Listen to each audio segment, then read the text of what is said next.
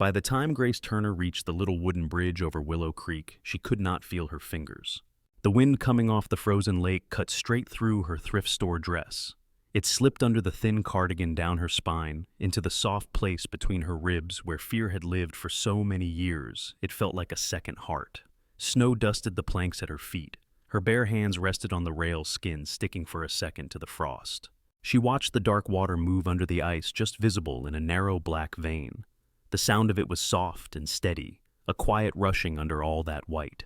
Still moving, she thought, even when you cannot see it. Her breath came in short, white bursts. She focused on that instead of the ache in her body, instead of the throb in her ribs when she inhaled too deep. In, out. In, out. The cold air burned her throat. A car rolled past on the road behind her. Headlights swept over her shoulders, then disappeared around the bend toward town. No one slowed down. No one looked twice. Of course they did not. People did not stop for strange women alone on bridges after 10 at night in a place like Willow Harbor, Minnesota. The town sign had promised friendly people safe streets. She had believed that for about an hour until someone slipped a hand into her bag at the bus station and walked away with everything she owned. Now she had nothing. No bag, no money, no ID, just the dress on her back. The cardigan and the small silver spoon on a chain at her neck, warmed by her skin. Her mother had used that spoon in the bakery where she worked. Grace touched it with numb fingers, like it was the last thin thread tying her to a life that had not hurt. A gust of wind shoved at her. She blinked hard and stepped away from the railing. She was not going into the water. That would be giving him what he wanted. Daniel would have been happy to see her sink. She turned and started toward the glow ahead. Maple Street was almost empty. Christmas lights wrapped around a few porch rails, even though December had barely started. The snow on the sidewalks was stamped with boot prints and dog tracks. Far off over the rooftops, the frozen skin of Willow Lake caught the streetlight and shone flat and hard. She walked until her legs shook, then stopped at the bus shelter near the edge of town. A cracked plastic bench, a metal pole with a schedule on it. The last bus time had a thin line through it, 9:10 p.m. She laughed once, a short sound that did not feel like it belonged to her, and sat. She did not know how long she stayed there. Long enough for her toes to go from burning to nothing. Long enough for her jaw to ache from clenching it. Cars went by every few minutes, a streak of light and warmth she did not belong to. She folded her arms tight across her chest and stared at the puddle of orange light under the street lamp. If she focused on that, she did not have to think about the house she had left behind, the hospital room, the way Daniel's voice sounded when he called her a liar. Headlights washed over her again, brighter this time. They slowed. Tires hissed on the wet street. Grace's muscles tensed. She straightened, ready to run, even though she knew she could not outrun anyone in this cold. The white minivan pulled to the curb, engine idling. The driver's door opened. A man stepped out, pulling his collar up against the wind. He was tall, but not the kind of tall that crowds a room. Brown hair cut short, shoulders hunched in a dark coat. His tie was loosened and crooked like he had pulled it off half an hour ago and given up halfway. He looked tired in a way she recognized, like the bones beneath his skin were worn down. He lifted his empty hands where she could see them. "You waiting on somebody?" he asked. His voice was low, careful, the way you would talk to a skittish dog. "Last bus came and went a while ago." "I'm fine," she said. Her voice scraped on the way out, rusty from disuse. It sounded like a lie, but she had been saying those two words for 12 years. They came easy. His gaze flicked over her, taking in the bare legs, the dress, the lack of coat, the way she shivered. He looked away, jaw working. "Look, I am not trying to bother you. It is just below freezing. There is a diner on Main that is still open. You want a coffee?" He nodded toward the corner. "Place is bright, lots of people. You can sit where everyone can see you, no strings." She shook her head. "I do not have any money." "Good thing I did not ask for any." He gave a quick, crooked smile that did not quite reach his eyes. "Let me buy you something hot. You can say no, and I will walk away. But I would like to sleep tonight." A gust blew up Maple, catching the hem of her dress. She hugged herself tighter. The bench under her felt like ice. Her stomach cramped, reminding her she had not eaten since sometime that morning on the bus. A vending machine sandwich half stale. She glanced toward the road. No other cars slowed down. The world went on warm and closed. "Just coffee," she said again, softer. His shoulders dropped a little, like he had been holding his breath. "Just coffee," he agreed. "I am Miles Carter." She did not answer until they were inside the diner, and the warmth hit her face. City Diner was nearly empty. A couple in thick coats sat in the corner arguing in murmurs over a phone screen.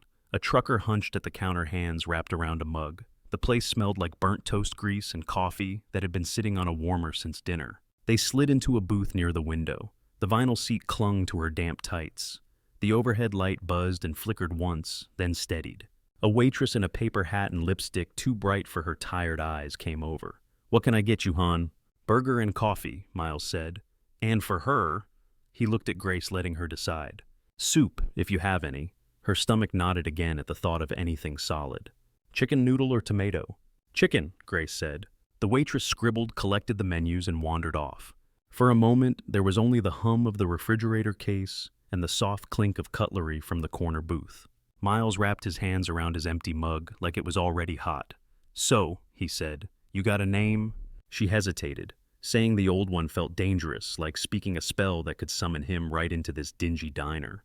"Grace," she said finally. "Grace Turner." "Grace," he repeated as if trying it on.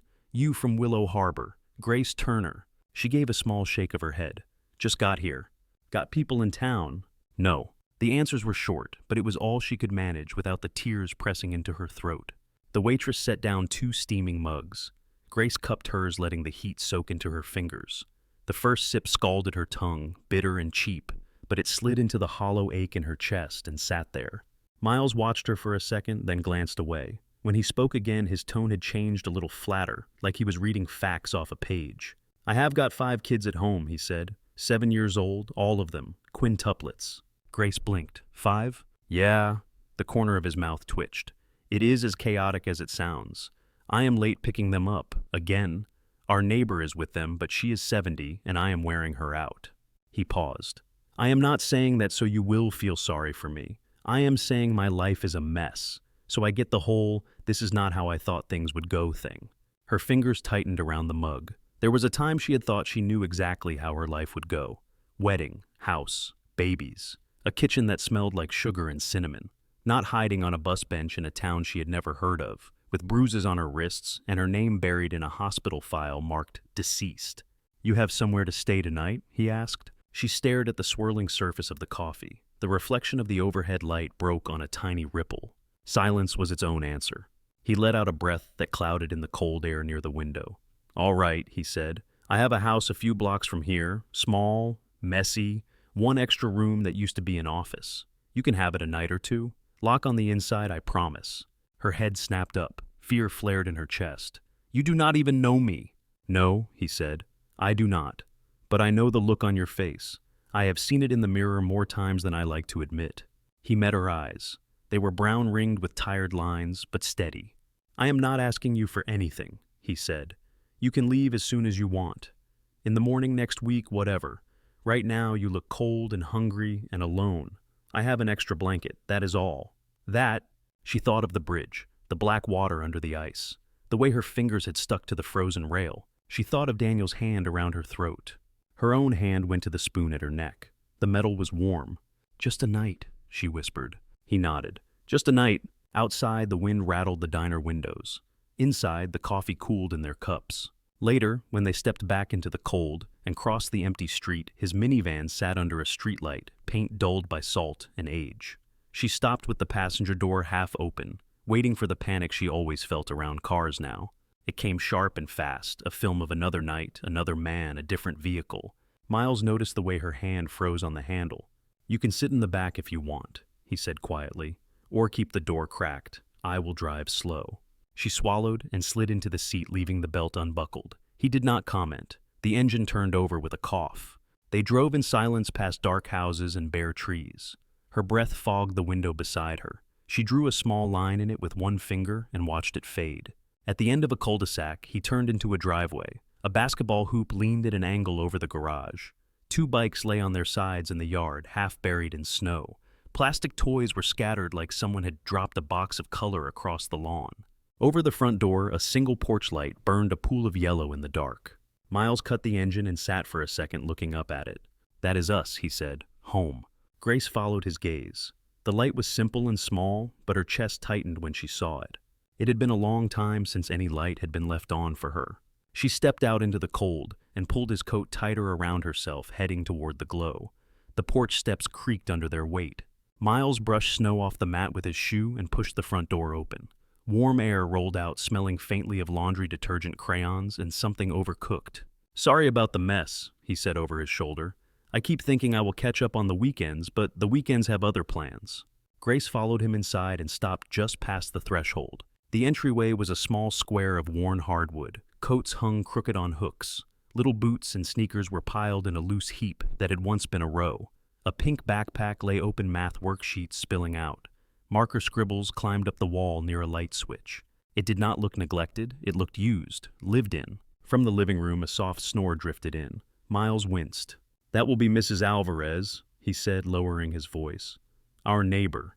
She watches the kids when I am late." They stepped around a plastic fire truck and into the living room. An older woman lay on the sagging couch, a knitted blanket tucked up under her chin. Gray streaks threaded through her dark hair. Her glasses had slid down to the tip of her nose. The television was on some game show, the sound low, the blue light washing over the stacks of board games along the far wall. Miles crossed to her and touched her shoulder. "Mrs. A," he said gently, "you can go home. I am here." She stirred, blinked, then sat up with a groan. "About time, mijo," she muttered, though her eyes were kind.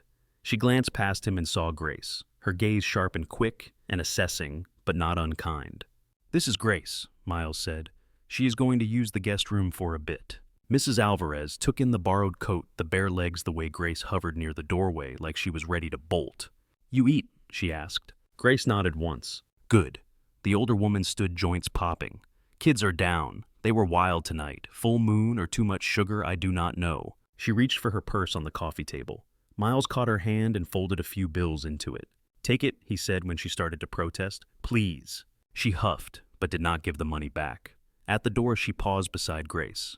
"You are safe here," she said quietly, so only Grace could hear. "He is a good one. Stressed, but good." Then she slipped out into the night, the cold air rushing in for a moment before the door closed again. The house settled into a deeper silence. Miles rubbed his eyes with thumb and forefinger. "Let me show you the room." She followed him up a narrow staircase, hand grazing the banister. Family photos climbed the wall. She tried not to look, but her gaze snagged on a picture near her shoulder. A woman with a round face and bright eyes smiled at the camera. Her short hair was covered with a knitted cap. She sat on a hospital bed holding 5 newborns wrapped in different colored blankets.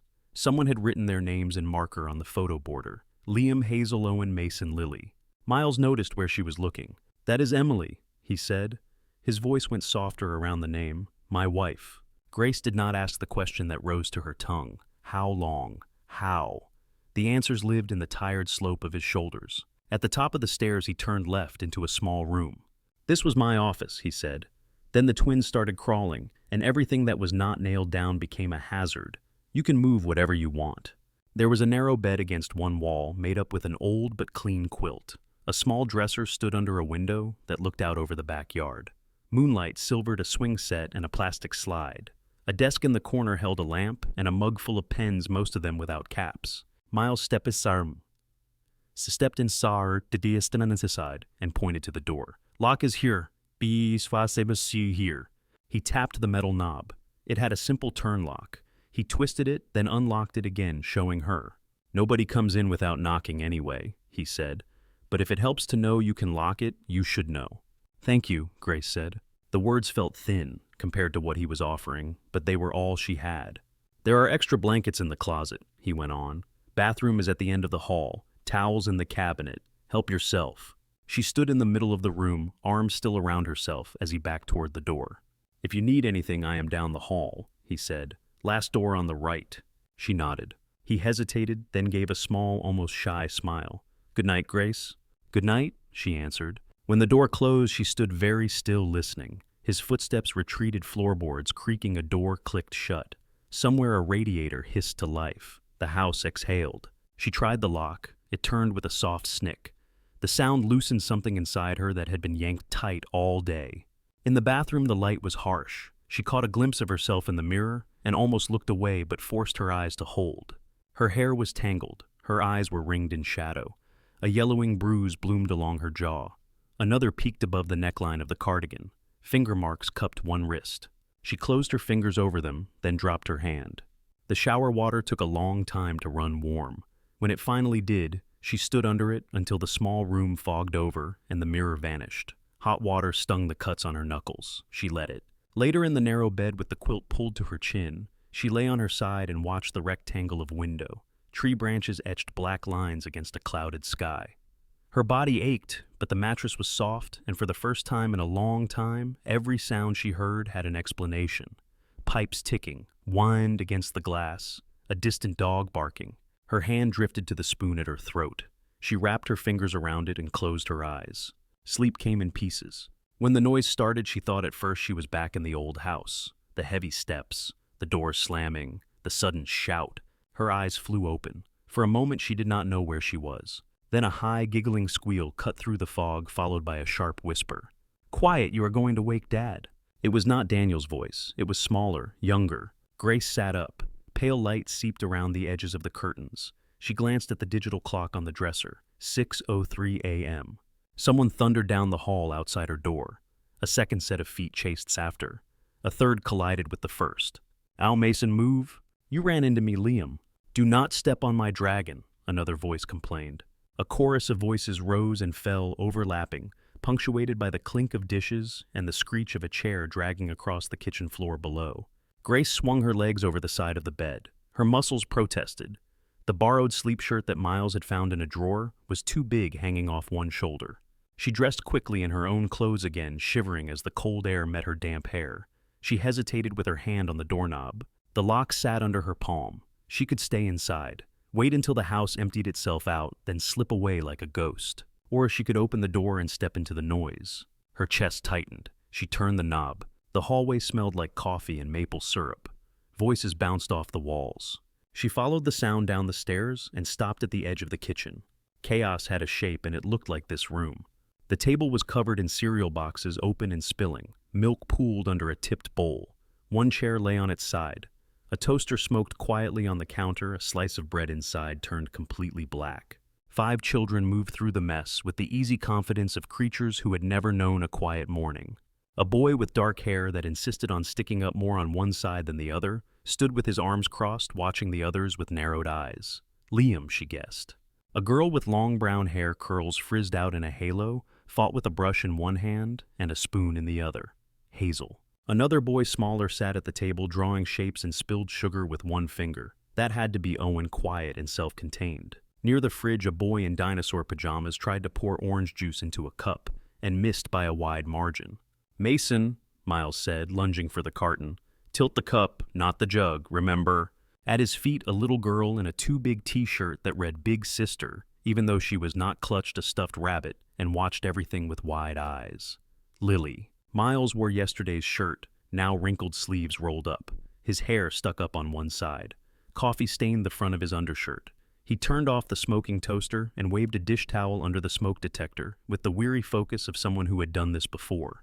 He looked up and saw Grace in the doorway. Relief flickered across his face, quick and sincere. "Morning," he said over the noise.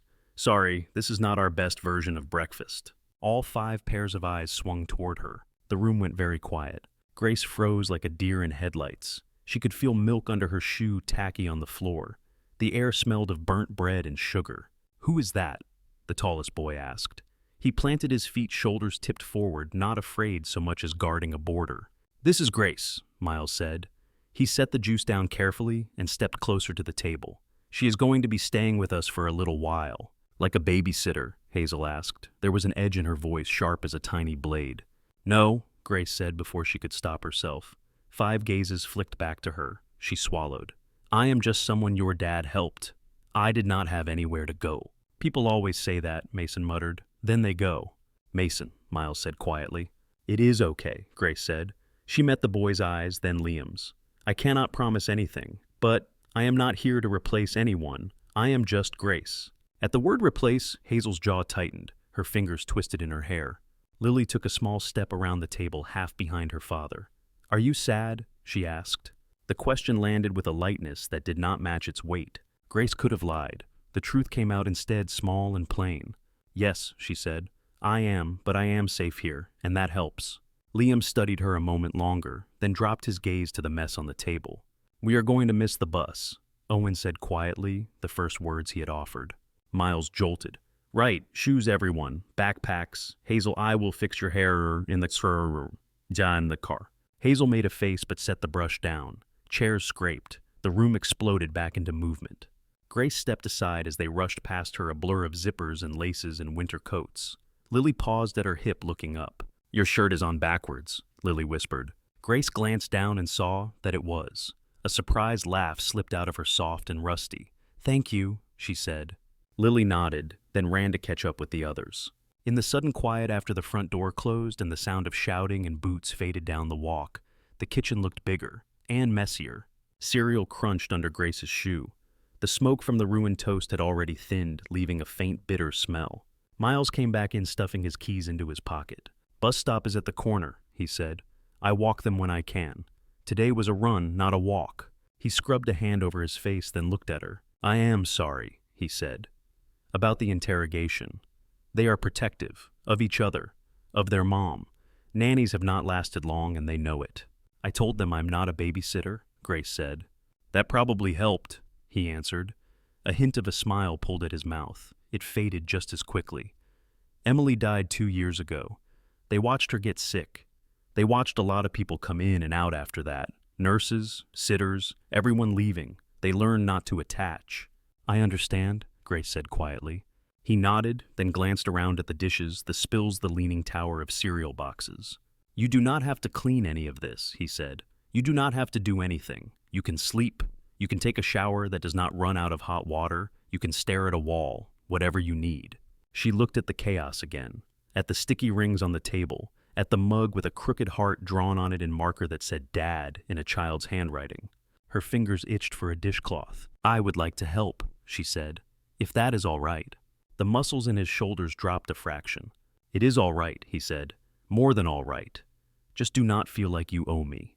He checked his watch, grimaced. I am going to be late again. Work. There is leftover pizza in the fridge if you get hungry. Guest room is yours. Lock still works. He took a step toward the door, then paused. Grace, he said. She looked up. I am glad you are here, he said simply. Then he was gone, his footsteps fading, the front door clicking shut behind him. The house was suddenly very quiet, the kind of quiet that could feel either empty or full. Grace stood alone in the kitchen, surrounded by proof that this was a place where life happened, in all its noisy, messy force. She reached for a dishcloth, turned on the tap, and began to run warm water into the sink. By the time the sink was full of hot, soapy water, Grace could feel her fingers again. Steam rose, fogging the lower part of the window over the sink. Outside the yard lay under a thin crust of snow. A plastic slide poked out of it like a beached boat. Someone had drawn a crooked smiley face in the frost on the glass, the lines just starting to blur. She picked up the first bowl, wiped a smear of soggy cereal from the rim, and lowered it into the water. The simple rhythm of it settled something inside her. Wash, rinse, stack. Spoon, plate, cup. In the old house, she had kept a kitchen spotless because it had to be. Any crumb, any streak had been a reason to snap. Here, no one was watching her. No one demanded she hurry. No one timed her.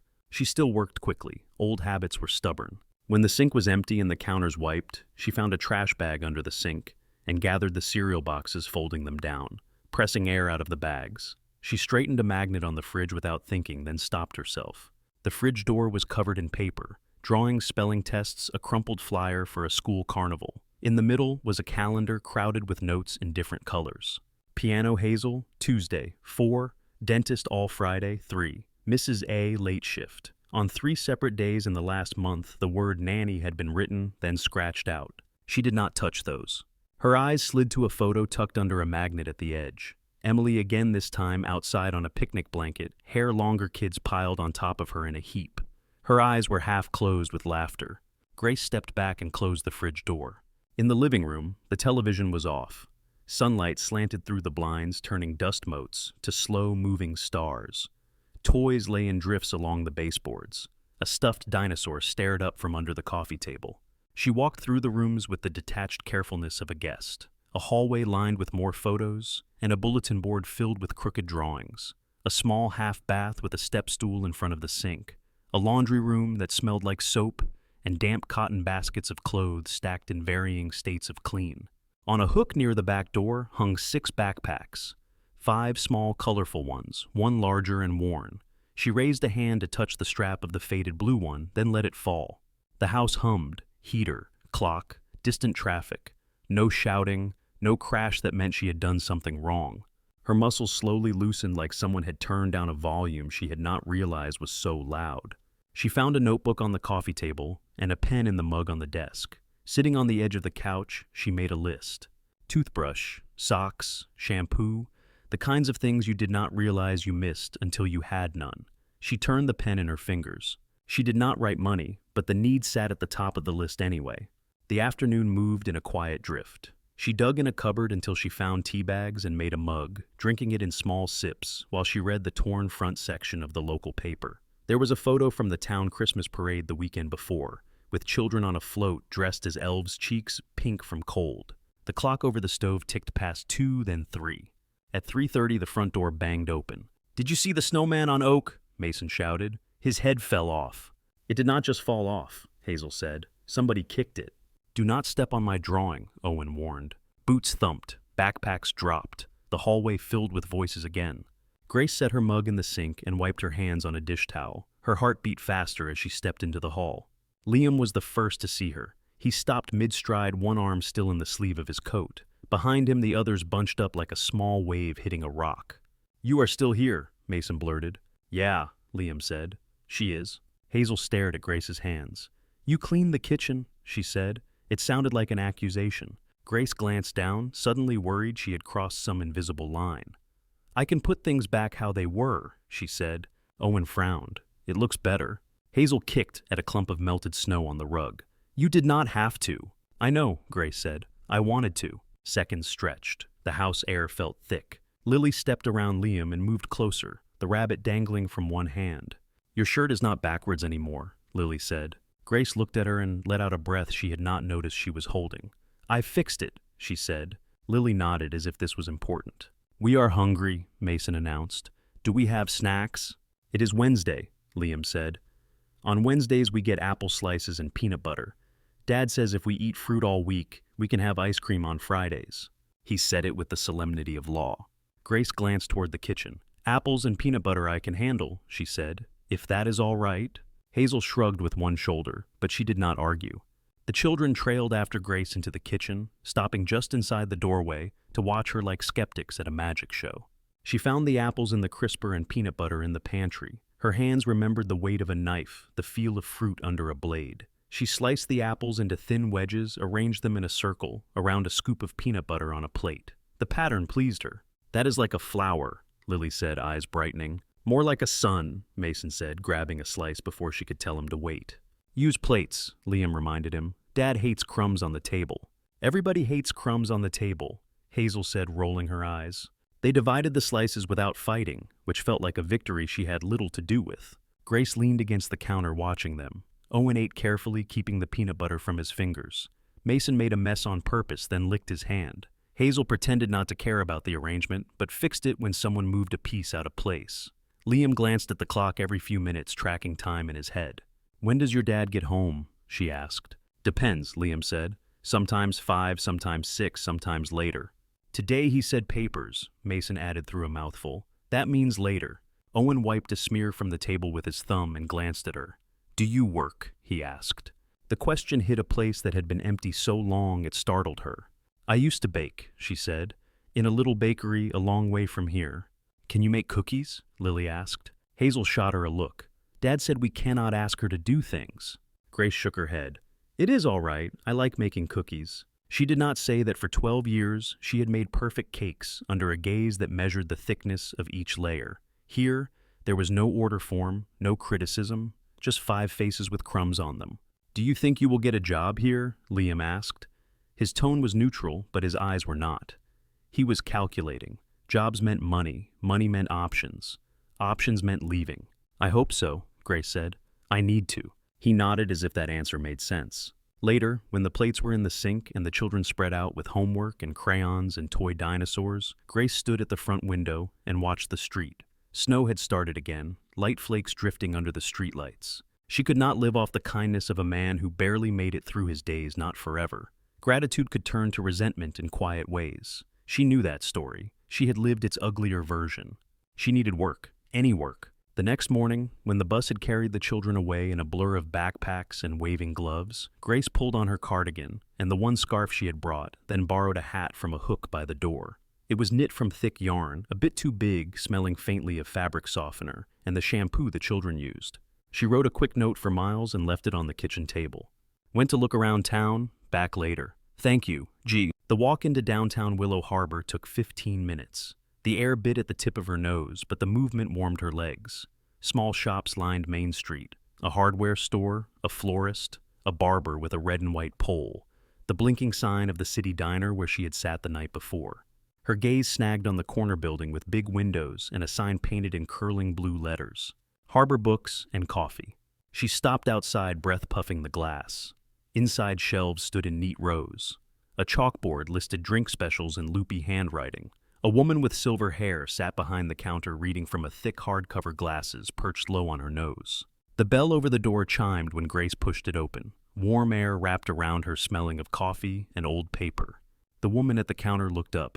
She had the kind of face that had seen a lot and forgotten very little. Lines around her mouth and eyes, not from frowning, but from squinting at small print and laughing at the right times. Her sweater was the color of moss. A mug sat near her elbow stain halfway down. "Morning," she said. "You look like you need something hot." Grace rubbed the back of her glove against her cheek, feeling where the cold had reddened it. "I would love a coffee," she said. "If it is not too expensive." The woman tilted her head. "First one is on the house if you tell me your name." Grace hesitated only a second. "Grace Turner." "Joan Miller," the woman said. "Welcome to Harbor Books." She moved with an easy efficiency behind the small espresso machine, hands sure on levers and cups.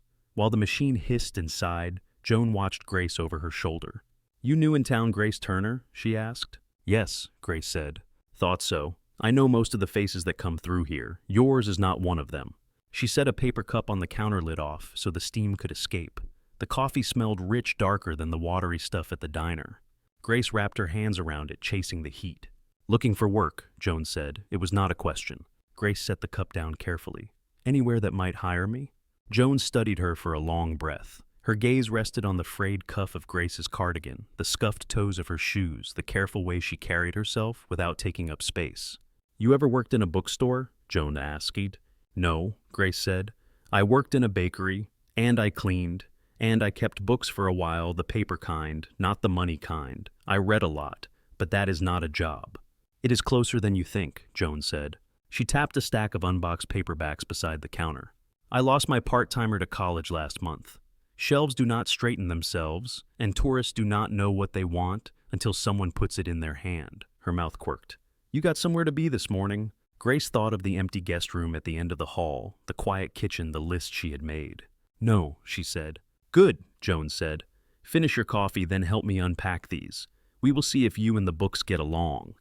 By the time the last box of paperbacks sat empty on the floor, Grace had a streak of dust on her cheek and a small ache between her shoulder blades. Harbor Books felt different from the diner and the house.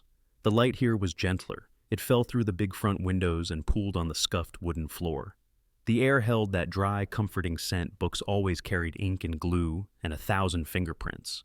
"Not bad," Joan said. She leaned on the counter, watching Grace slide the last mystery novel into place on the shelf. They had organized by author, then by title. Grace had followed Joan's instructions and still somehow made small adjustments, grouping colors that looked good together, lining the edges so they sat in a clean row. "You did this before," Joan added. "Just my own shelves," Grace said. She stepped back and wiped her hands on her cardigan. "My mother used to say, if the books look right, the room feels right." "Your mother was not wrong," Joan said. "You like coffee." Grace glanced at the chalkboard menu, at the names that meant nothing to her. "I like whatever you made me." That was simple drip. Joan poured another from a fresh pot, this time into a ceramic mug with a chip in the rim. "You got kids?" she asked casually, as if asking about the weather. The question caught Grace in the chest. It was a small thing, the way grief often was. A shadow in the corner of the room. "No," she said. Her fingers tightened around the mug. "I do not." Joan watched her for a moment, then nodded like she had received more information than the single word held. "I used to practice law in Minneapolis," Joan said, changing lanes without making it obvious. "Family court, custody battles, protection orders, people yelling into microphones." "Why did you stop?" Grace asked. Joan shrugged one shoulder. "Too much yelling. Not enough listening. She tapped at the counter with a blunt fingertip. Now I put the right stories into the right hands. Quieter that way, sometimes more useful. Grace looked around the shop. A boy of about 12 sat cross-legged in the back corner reading a fantasy novel. An older man browsed travel guides with his glasses on the end of his nose. A woman in a parka pushed a stroller past the window, the baby's hat bobbing out of sight. It felt safe. That was the word her body chose, even if her mind was not ready to trust anything that much. "How many hours can you give me?" Joan asked. "I am not a chain store. I cannot pay much, but I can let you hide behind the counter when you need to." Grace thought of the calendar on Miles's fridge. School hours blocked in bright marker. Evenings full of kid things. "When the children are at school," she said. "Most days. I am helping someone with his kids the rest of the time." Joan's eyebrows flicked up. "Someone, a widower," Grace said. "He has feet." "5?" Joan repeated. "Does he know what birth control is?" Grace almost choked on her coffee. A laugh escaped quick in surprise, startling both of them. "There was only supposed to be one," she said, remembering the names printed on the border of that hospital photo. "They all came at once." Joan smiled, satisfied. "All right, then. A woman who can survive 5-7-year-olds and still alphabetize my shelves is someone I want around." She reached under the counter and pulled out a small stack of papers, already clipped together. "This is the official part. Emergency contacts, tax form, schedule sketch. We will see how it feels for a week. If we both still like each other after that, we can call it a job." Grace stared at the forms. Her name would go on them, her new name in ink. There was a tremor in her chest, something like hope, something like fear. "Thank you," she said. "Do not thank me yet," Joan replied. "Wait until I make you clean the bathroom." The bell over the door chimed as a customer left arms full of wrapped books. Snow drifted in behind them, sparkling in the light before it melted. Grace walked back to Miles's house that afternoon with a folded schedule in her pocket and the faint taste of good coffee still on her tongue. The porch light was off in the pale winter daylight, but she knew without thinking which key hook by the door held his set of spares. Her fingers closed around the one labeled front in black marker. Inside, the house smelled like it had. That morning, a little like toast, a little like crayons. She changed the note on the table, adding a single line. "Found work at a bookstore. We can talk later if that is all right." She spent an hour straightening the living room in small, careful ways. She did not move any of the photos or change the arrangement of the furniture. She just stacked the board games so they would not fall if someone looked at them too hard, folded a throw blanket over the back of the couch, and corralled the stray plastic dinosaurs into one corner as if they had their own pen. At 3:30, the storm of children rolled through the front door again. "She is still here," Mason announced, as if he had been secretly taking bets with himself. "Of course she is still here," Hazel said. Her tone was dismissive, but there was a tightness around her mouth. Liam spotted the note on the table and read it before anyone else. "You got a job," he said. It was not accusation or approval, just a statement. "At Harbor Books," Grace said, "on Main Street."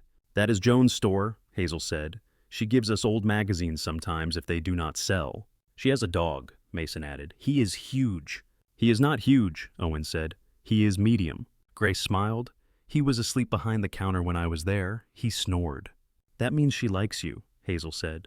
"Who the dog?" Mason asked. "Joan," Hazel said. "She does not let people near moose if she does not like them." Grace tucked that away, a small unexpected warmth. "Do you have to leave more now?" Liam asked.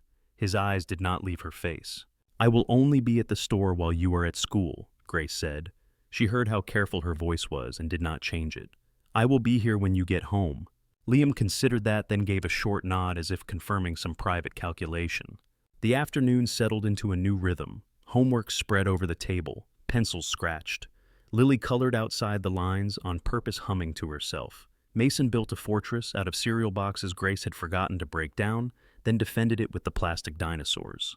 When the sun dipped low, casting long bars of orange through the kitchen, Grace started dinner. She did not attempt anything ambitious. Pasta from a box jarred sauce, a bag of frozen peas she found behind a tub of ice cream. The last time she had cooked for more than 2 people, she had been expected to turn food into art.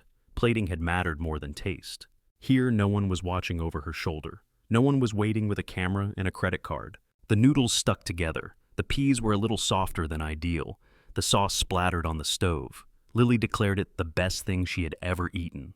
Mason asked if they could have it every night. Hazel silently reached for seconds. Miles arrived in a rush halfway through the meal, hair damp from snow coat half unbuttoned. "Sorry," he said, breathless. "Traffic. End-of-year reports. You saved them." He said it to Grace, but he was looking at the children, noting the lack of disaster, the way Lily's face was smeared with sauce instead of tears. "We saved ourselves," Mason said. "Grace only boiled the noodles." Miles's eyebrows rose. "You cooked?" Grace wiped her hands on a towel. "Just pasta." "Just pasta has defeated me more than once," he said. Later, as the children got ready for bed, the house shifted into a different kind of noise. Water running, toothbrushes clacking against mugs, the thud of dresser drawers. Grace carried a laundry basket up the stairs, the warmth of clean clothes seeping through the fabric against her hip. She passed the bathroom and heard a small, frustrated sound. Lily stood on the stool in front of the mirror, hair a wild halo around her head. A brush lay on the counter at a defeated angle. Her eyes were glossy with held-back tears. "Everything all right?" Grace asked softly from the doorway. Lily bit her lip. "I cannot make it flat," she said. "It hurts when I brush it. Mom used to make it pretty." The last word cracked around the edges. Grace set the laundry basket down in the hall. "Can I help?" she asked. "You can say no." Lily looked at her reflection, then at the brush, then at Grace. After a beat, she nodded. Grace stepped into the room and closed the toilet lid so she could sit. She patted the space in front of her. "Sit down," she said. "We will go slow." Lily climbed onto the closed lid and sat cross-legged, spine straight, small shoulders tight. Grace picked up the brush. It was a simple plastic one, a few bristles already bent. She started at the very ends of Lily's hair, working carefully through the smallest tangles, holding the strands firmly enough that any pull did not tug Lily's scalp. Her hands remembered this motion from a lifetime ago.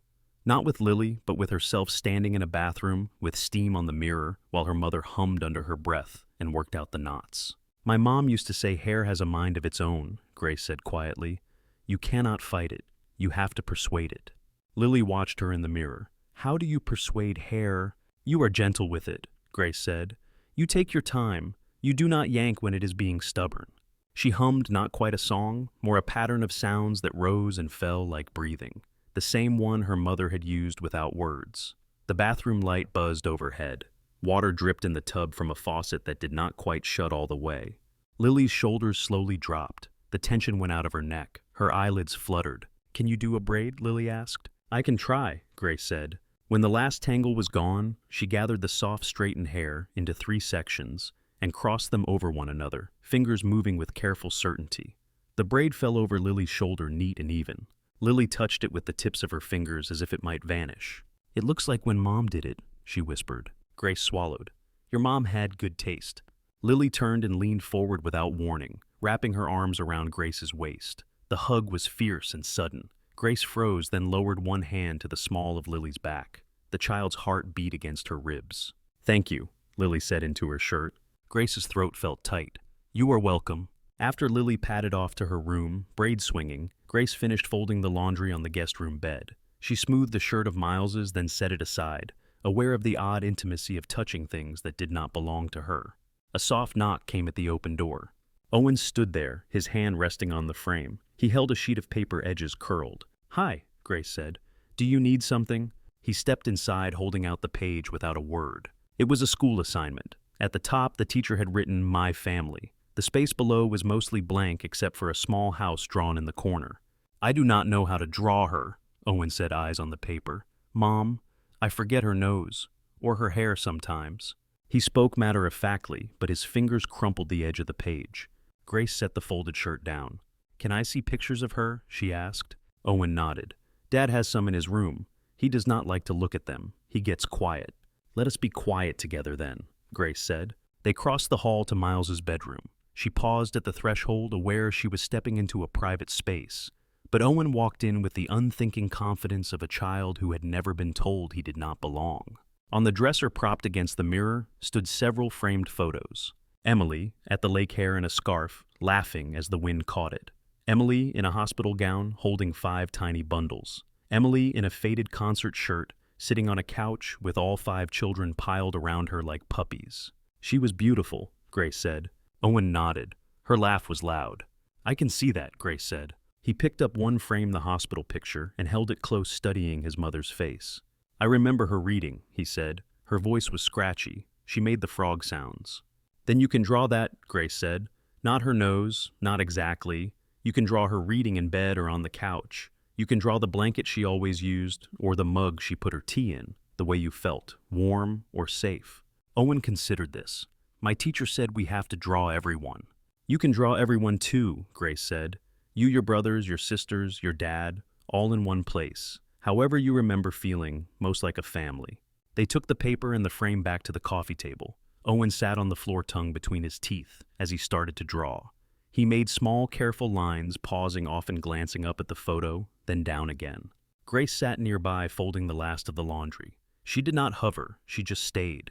The front door opened quietly an hour later. Miles stepped in, shoulders dusted with snow, fingers reddened by the cold. He smelled like outside air and printer ink. He spotted them in the living room and stopped. Owen looked up. Hi, Dad. Hey, buddy, Miles said. His gaze dropped to the paper in Owen's hands. What are you working on? Homework, Owen said. We have to draw our family. He held up the picture. He had drawn the couch in the living room. On it sat 5 small figures, their hair and heights different enough to tell them apart if you knew them. Beside them, a taller shape with a blanket over her knees held an open book. Another figure stood nearby, a mug in one hand. That is Mom, Owen said, pointing at the figure with the blanket. And that is you. You would not sit. You always got up to get things. Miles's face went very still. For a heartbeat, Grace thought he might cry right there in the middle of the room. It is good, he said, voice low. It is really good. Owen seemed satisfied and went back to adding details, drawing little lines to show the sound of the frog voice coming out of the book. Miles cleared his throat and looked at Grace. Thank you, he said. He did not say for what. He did not have to. Later that night, after the children had been tucked in and the dishwasher hummed softly in the kitchen, Grace stepped out onto the porch. The air was cold enough to bite, but she welcomed it. Her breath rose in pale clouds. She watched it fade. The porch light glowed above her, casting a small circle of gold on the snow. In the distance, Willow Lake lay dark and flat under its shell of ice. Behind her, the house murmured with the quiet sounds of sleep. Pipes, a door settling, a child turning over in bed. She sat on the top step, pulled her knees close, and rested her chin on them. Her hand found the spoon at her neck. Its metal was cool now, matching the air. She breathed in slow and steady. For the first time in a long time, the sound of her own breath did not feel like the only thing keeping her upright. Rain came to Willow Harbor in a gray, steady sheet. It started as a thin mist in the morning and thickened by late afternoon, drumming softly on the roof, streaking the window panes in the living room. The yard blurred. The swing set in the back seemed to float in a shallow lake. Inside, the house felt smaller, crowded with bodies and sound. The children were restless. They bounced off the furniture and each other hands, grabbing, voices rising, then falling, then rising again. By dinner, the air was warm and humid. The kitchen window fogged from boiling water. Grace wiped her hands on a towel and stirred the pot on the stove. Can we go outside? Mason asked for the 4th time, forehead pressed to the glass. It is pouring, Liam said. You will get sick. You cannot get sick from rain, Mason argued. You can if you stay in wet clothes, Hazel snapped. She was in a foul mood. Her hair was a cloud of curls frizzed by the damp. Every time she pushed it back, it sprang forward again. She glared at everyone and at nothing, picking a fight with whatever moved. At the table, Owen drew raindrops on the corner of his math worksheet. Lily lined up her crayons by color, oblivious to the argument about weather and disease. By the time the plates were cleared and the dishes rinsed, the mood had not improved. Bath then pajamas, Miles said. He pointed down the hall. Mason, Lily, go start the water. Lukewarm, not cold, not lava. Last time it was almost lava, Lily accused. You turned the knob, Mason shot back. They thundered off the bathroom door, squealing as it opened. Hazel stomped up the stairs. Grace heard her bedroom door slam. The sound ran down the walls. Miles sighed. I will go talk to her. I can, Grace said. He hesitated. She might bite. I have dealt with biters, Grace said, and with worse. His eyes searched her face for a second, then he nodded. Her room is the second on the left, he said. Good luck. In the hallway upstairs, the light was softer. The air still smelled faintly of tomato sauce and clean soap. Grace paused outside Hazel's door. A muffled noise came through it like something hitting a wall. She knocked lightly with her knuckles. Hazel, she called. Can I come in? Go away, Hazel shouted. Her voice was thick. Grace waited. She leaned her shoulder against the doorframe, feeling the old wood under her shirt. I will just sit here then, she said, in case you change your mind. Silence followed, broken only by the rain drumming on the roof and the distant roar of the bathroom fan. After a while, the sound of movement inside the room slowed. The door cracked open just enough for one brown eye to peer out. "What?" Hazel demanded. Her cheeks were flushed. Her hair was a wild tangle around her head. The brush lay on the floor behind her, bristles clogged and bent. A hair tie hung from one wrist like a defeated flag. "I wanted to see if you were all right," Grace said. "Can I come in?" Hazel hesitated, then opened the door wider. The anger in her face had curdled into something more fragile. The room was small walls crowded with posters and drawings, a shelf of books, a desk with a lamp tilted to one side, clothes spilled out of an open drawer. On the bed, a stuffed fox lay on its back, one button eye missing. "It will not work," Hazel said, picking the brush up and dropping it again. "It just gets bigger and bigger. Mom always made it soft. Now it looks like a bush." Her voice broke on the last word. Grace stepped fully inside and closed the door behind her. "May I sit?" she asked, gesturing to the edge of the bed. Hazel shrugged, but it was as close to a yes as she was likely to give. Grace sat. The mattress dipped slightly under her weight. "When I was your age," she said, "my mom used to stand behind me in the bathroom and brush my hair every night. I would tell her stories about school. She would hum the same song over and over until I could not tell if I remembered the words or if my head made them up." Hazel glanced at her. "Did she make your hair not look stupid?" "She tried," Grace said. "My hair and I did not always agree." Hazel's hand went up to her own curls. "Mom said mine was special," she muttered. "She said it meant I was strong." "She was right," Grace said. Hazel swallowed hard. "Can I try?" Grace asked. "If you hate it, you can tell me to stop." Hazel looked at the brush, then at the mirror, then at Grace. "Fine," she said. The word came out like a dare. Grace moved to sit behind her on the edge of the bed. She picked up the brush and started at the very ends of Hazel's hair, just like she had with Lily. The curls were tighter, more stubborn. She held each small section gently, working out tiny knots without yanking. Hazel flinched once, then settled. In the mirror above the dresser, their eyes met. Hazel quickly looked away. "So," Grace said softly, "your mom used to brush it at night." "Sometimes in the morning," Hazel said. "If I slept funny, she would say I fought dragons in my dreams." Her voice grew quiet. "They did not give her the good shampoo in the hospital, but she still did my hair, even when she was tired." Rain hit the window in a sudden gust. The sound filled the pause. "My mom was a baker," Grace said. "Her hands always smelled like sugar and flour. When she brushed my hair, I could smell cinnamon too. She would tell me about the pies she made." "What happened to her?" Hazel asked. "She died," Grace answered. The words sat between them, plain and heavy. Hazel's shoulders hunched.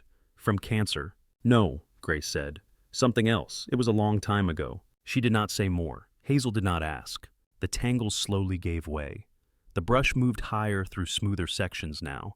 Grace's hands were steady. Her breath matched the rhythm stroke by stroke. A small sound escaped Hazel, barely more than a sigh. Her posture relaxed. Her head tilted back a fraction into the touch. "Do you know any songs?" Hazel asked suddenly. Grace's throat tightened. "Maybe one," she said. She did not have her mother's voice, but she had the memory of it. She let the melody rise simple and low, a tune about a river and a willow tree and someone who did not walk alone. The notes filled the small room, mingling with the patter of rain. Hazel's eyes closed in the mirror. When Grace finished the song, the last knot was gone. Hazel's hair fell in softer curls down her back instead of sticking out in defiance. "Do you want a braid?" Grace asked. Hazel nodded. Grace gathered 3 sections and began to weave them together. Hazel watched in the mirror, lips pressed tight, trying not to smile. When the braid was done, it lay over Hazel's shoulder, neat and secure. Grace tied it with the hair tie from Hazel's wrist. Hazel stood up and walked to the mirror, leaning close. She reached up and touched the braid. "It looks like when Mom did it," she whispered. Grace met her eyes in the glass. "Your mom had good taste," she said. Hazel turned so fast, Grace almost did not see it coming. The girl threw her arms around Grace's middle and held on, face pressed into her shirt. The hug was hard, almost desperate. Grace froze for a second, every muscle unsure. Then her arms moved on their own, wrapping around Hazel's shoulders. Hazel's hair still held the faint scent of children's shampoo fruit, and something synthetic undercut now by the clean smell of rain. "I miss her," Hazel said into the fabric. The words were thick with tears. "Even when I am not crying, I still miss her." "I know," Grace said. Her own eyes burned. "That does not go away." Hazel cried quietly. No sobs, no wails, just a steady leak of tears that left a damp patch on Grace's shirt. They stayed like that for a long time. The room dimmed as the sky outside darkened. The rain softened to a drizzle. Eventually, Hazel pulled back. She scrubbed at her face with the back of her hand, then scowled at her own wet cheeks. "If you tell anyone I did that, I will deny it," she said. Grace nodded solemnly. "Your secret is safe with me." Hazel sniffed. "Do you know how to make French toast?" she asked, as if that question were the natural next step. "I do," Grace said. "Maybe you can teach Dad," Hazel said. "His is weird." "I will see what I can do," Grace replied. Hazel climbed into bed without complaining, braid resting on her pillow. Grace pulled the blanket up and turned off the light, leaving the door open a crack. In the hallway, her legs felt unsteady. She leaned a hand against the wall. Downstairs, the television murmured softly in the living room. The glow from it spilled into the hall as she descended the stairs. Miles sat on the couch, one ankle propped on his knee, papers spread across the coffee table. His tie was off, tossed over the back of a chair. His eyes were on a spreadsheet, but his focus had the dullness of someone who had been looking at numbers too long. He glanced up when she entered. "Hey," he said, "how did it go?" "Her hair looks excellent," Grace said. His eyebrows rose. "She let you touch it." "After she threw the brush at the wall," Grace said. Miles let out a low whistle. "She has not let anyone do her hair since the last time Emily was in the hospital. She would rather go outside with it in knots than let me near it." "She misses her," Grace said, "even when she acts like she does not." "We all do," Miles said. He gathered his papers into a stack, set them aside, and patted the space on the couch next to him. "Sit," he said. "Tea." "There is still some in the pot," she said. "I will get it." In the kitchen, she reheated the kettle and poured hot water over the tea bags, watching the color seep into the cups. The small domestic motion calmed her hands. When she brought the mugs back, the television was off. The only light came from the lamp in the corner and the soft glow from the kitchen. She sat at the opposite end of the couch. The cushions sagged between them. They drank in silence for a few moments. "Thank you," Miles said. He was looking at his mug, not at her. "For the hair?" she asked. "For being someone she trusts enough to throw a brush near," he said. A trace of humor eased his features. It faded as he added, "For being kind. To them. To me." Grace stared at the steam rising from her tea. "You keep thanking me," she said quietly, "as if I am doing you a favor." "Aren't you?" he asked. "You walked into a house full of strangers and took on 5 grieving children without a contract or a paycheck. That counts." "I needed somewhere to go," she said. "You gave it to me. That counts too." He looked at her, then really looked, the way he had that first night in the diner, but deeper now. His gaze lingered on the fading bruise at her jaw, the way she still sometimes held herself like she was ready to duck.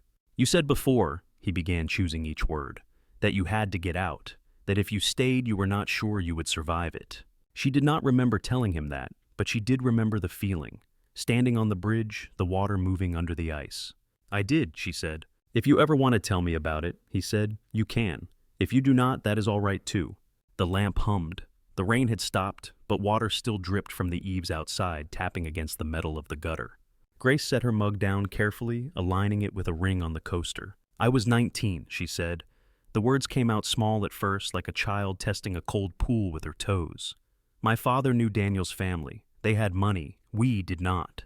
She laced her fingers together in her lap, thumb rubbing the edge of the spoon pendant under her shirt. "Daniel picked me," she went on. "That is how he said it. He could have had anyone, and he picked me. My father told me to be grateful.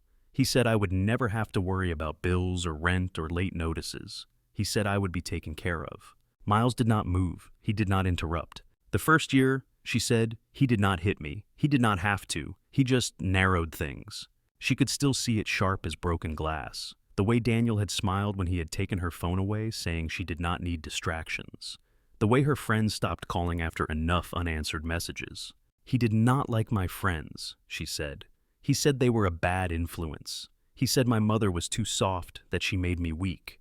After she died, he said it was my job to be the woman of the house, his house." Her voice thinned, but she continued. "It was little things, comments, rules. He would say I was lucky. He would remind me he worked hard so I could stay home.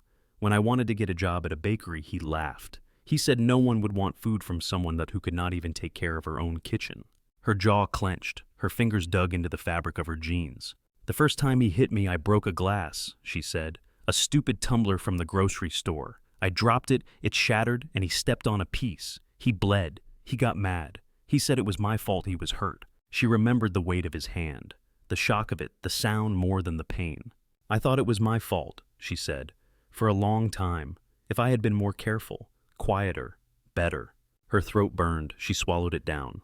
It did not stay about glasses, she said. It became about everything. The way I looked at the waiter, the way I folded the towels, the way I laughed at someone's joke. Every time he would find a reason, and every time he would tell me he would not have to do it if I just listened. Her voice almost broke on that word. Miles's hands were curled around his mug so tightly his knuckles were white. He had not realized it until he cut off his own circulation. He loosened his fingers, flexed them once, then let them rest. They said I could not have children, Grace said. Doctors, tests. Daniel said my body was broken, that I was broken, that I owed him everything else because I could not give him that. She pressed her palm flat over her abdomen, as if trying to shield it even now. I got pregnant 12 years in, she said. A small, incredulous laugh slipped out. After all that time, after all those appointments and pills and charts. I did not tell him at first. I wanted to be sure. I went to see Dr. Patel by myself. She confirmed it. Her eyes went distant, focusing on a memory only she could see. For 4 weeks it was mine, she said. Just mine. I would wake up and put my hand there and think, there you are. I would bake in my head. I would imagine little hands on the counter, flour everywhere. One tear slipped free. She did not brush it away. Then we went to this party, she said. Business stuff. His friends, his partners. One of them told me I looked nice. That was all.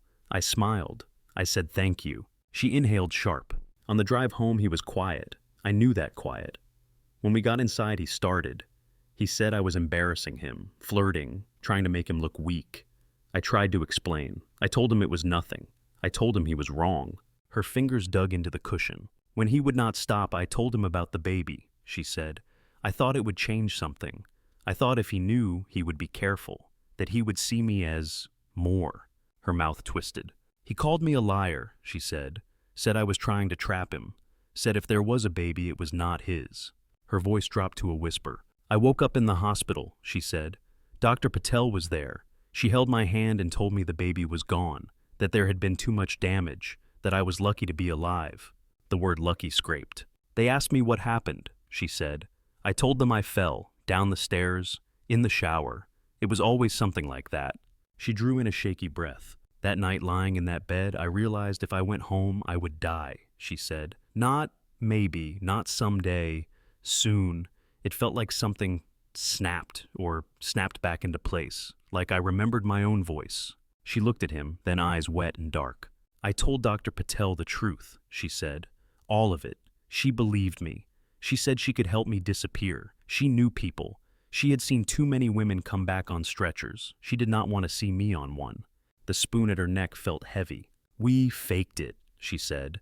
The paperwork, the report. There was enough blood for it to be believable. Daniel liked drama. He liked to be seen grieving. So, when she told him I did not make it, he cried. He yelled. He called me selfish for leaving him alone. And he signed what he needed to sign. Her hands shook now. She folded them together to still them. She told me to go as far as I could with the money she gave me, she said. New name, new place, new life. She promised to keep the records safe. Her mouth twisted. I got on a bus, she said. It took me here, to Willow Harbor. The sign outside the station said families thrive. It seemed like a good joke. Miles watched her chest tight. Someone stole my bag, she said, at the station. All that money, my papers, everything but this. She touched the spoon on its chain. I ended up on that bench, she said. I did not know what to do next. I just knew I could not go back. Her voice went quiet. And then you stopped, she said. You and your beat-up minivan and your burnt toast and your 5 kids. The silence that followed was not empty. It hummed with all the things neither of them had tried to say before.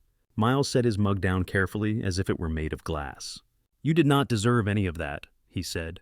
Each word was slow and steady. For a long time I thought I did, she said. That if I had been better, he would have been kinder. That if I had kept the glass from breaking, he would not have stepped on it. That is his story, Miles said, not yours. Her lips parted on a breath she had not expected to take. You are not broken, he said.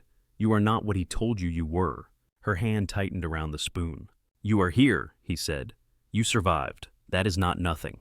She looked at him, searching for signs of pity, of revulsion, of the way people sometimes recoiled from ugliness they could not fix. All she found was anger that was not directed at her, and something else quieter that she did not have a name for. He reached over, moving slowly enough that she could see every inch of his hand. He laid his fingers lightly over her knuckles, not closing, just resting there. "If you want to leave," he said, "I will help you. If you want to stay, I will make room. You are not a burden, Grace. Not to me, not to them." Her throat burned. Tears spilled over hot on her cheeks. "I am tired," she said. "I know," he answered. She turned her hand under his, lacing their fingers together, a small, careful act. The lamp hummed. The house sighed. Outside, the rain had stopped, and somewhere water found its path through the gutters, heading toward the dark, steady river under the ice. Winter did not last forever, even in Minnesota.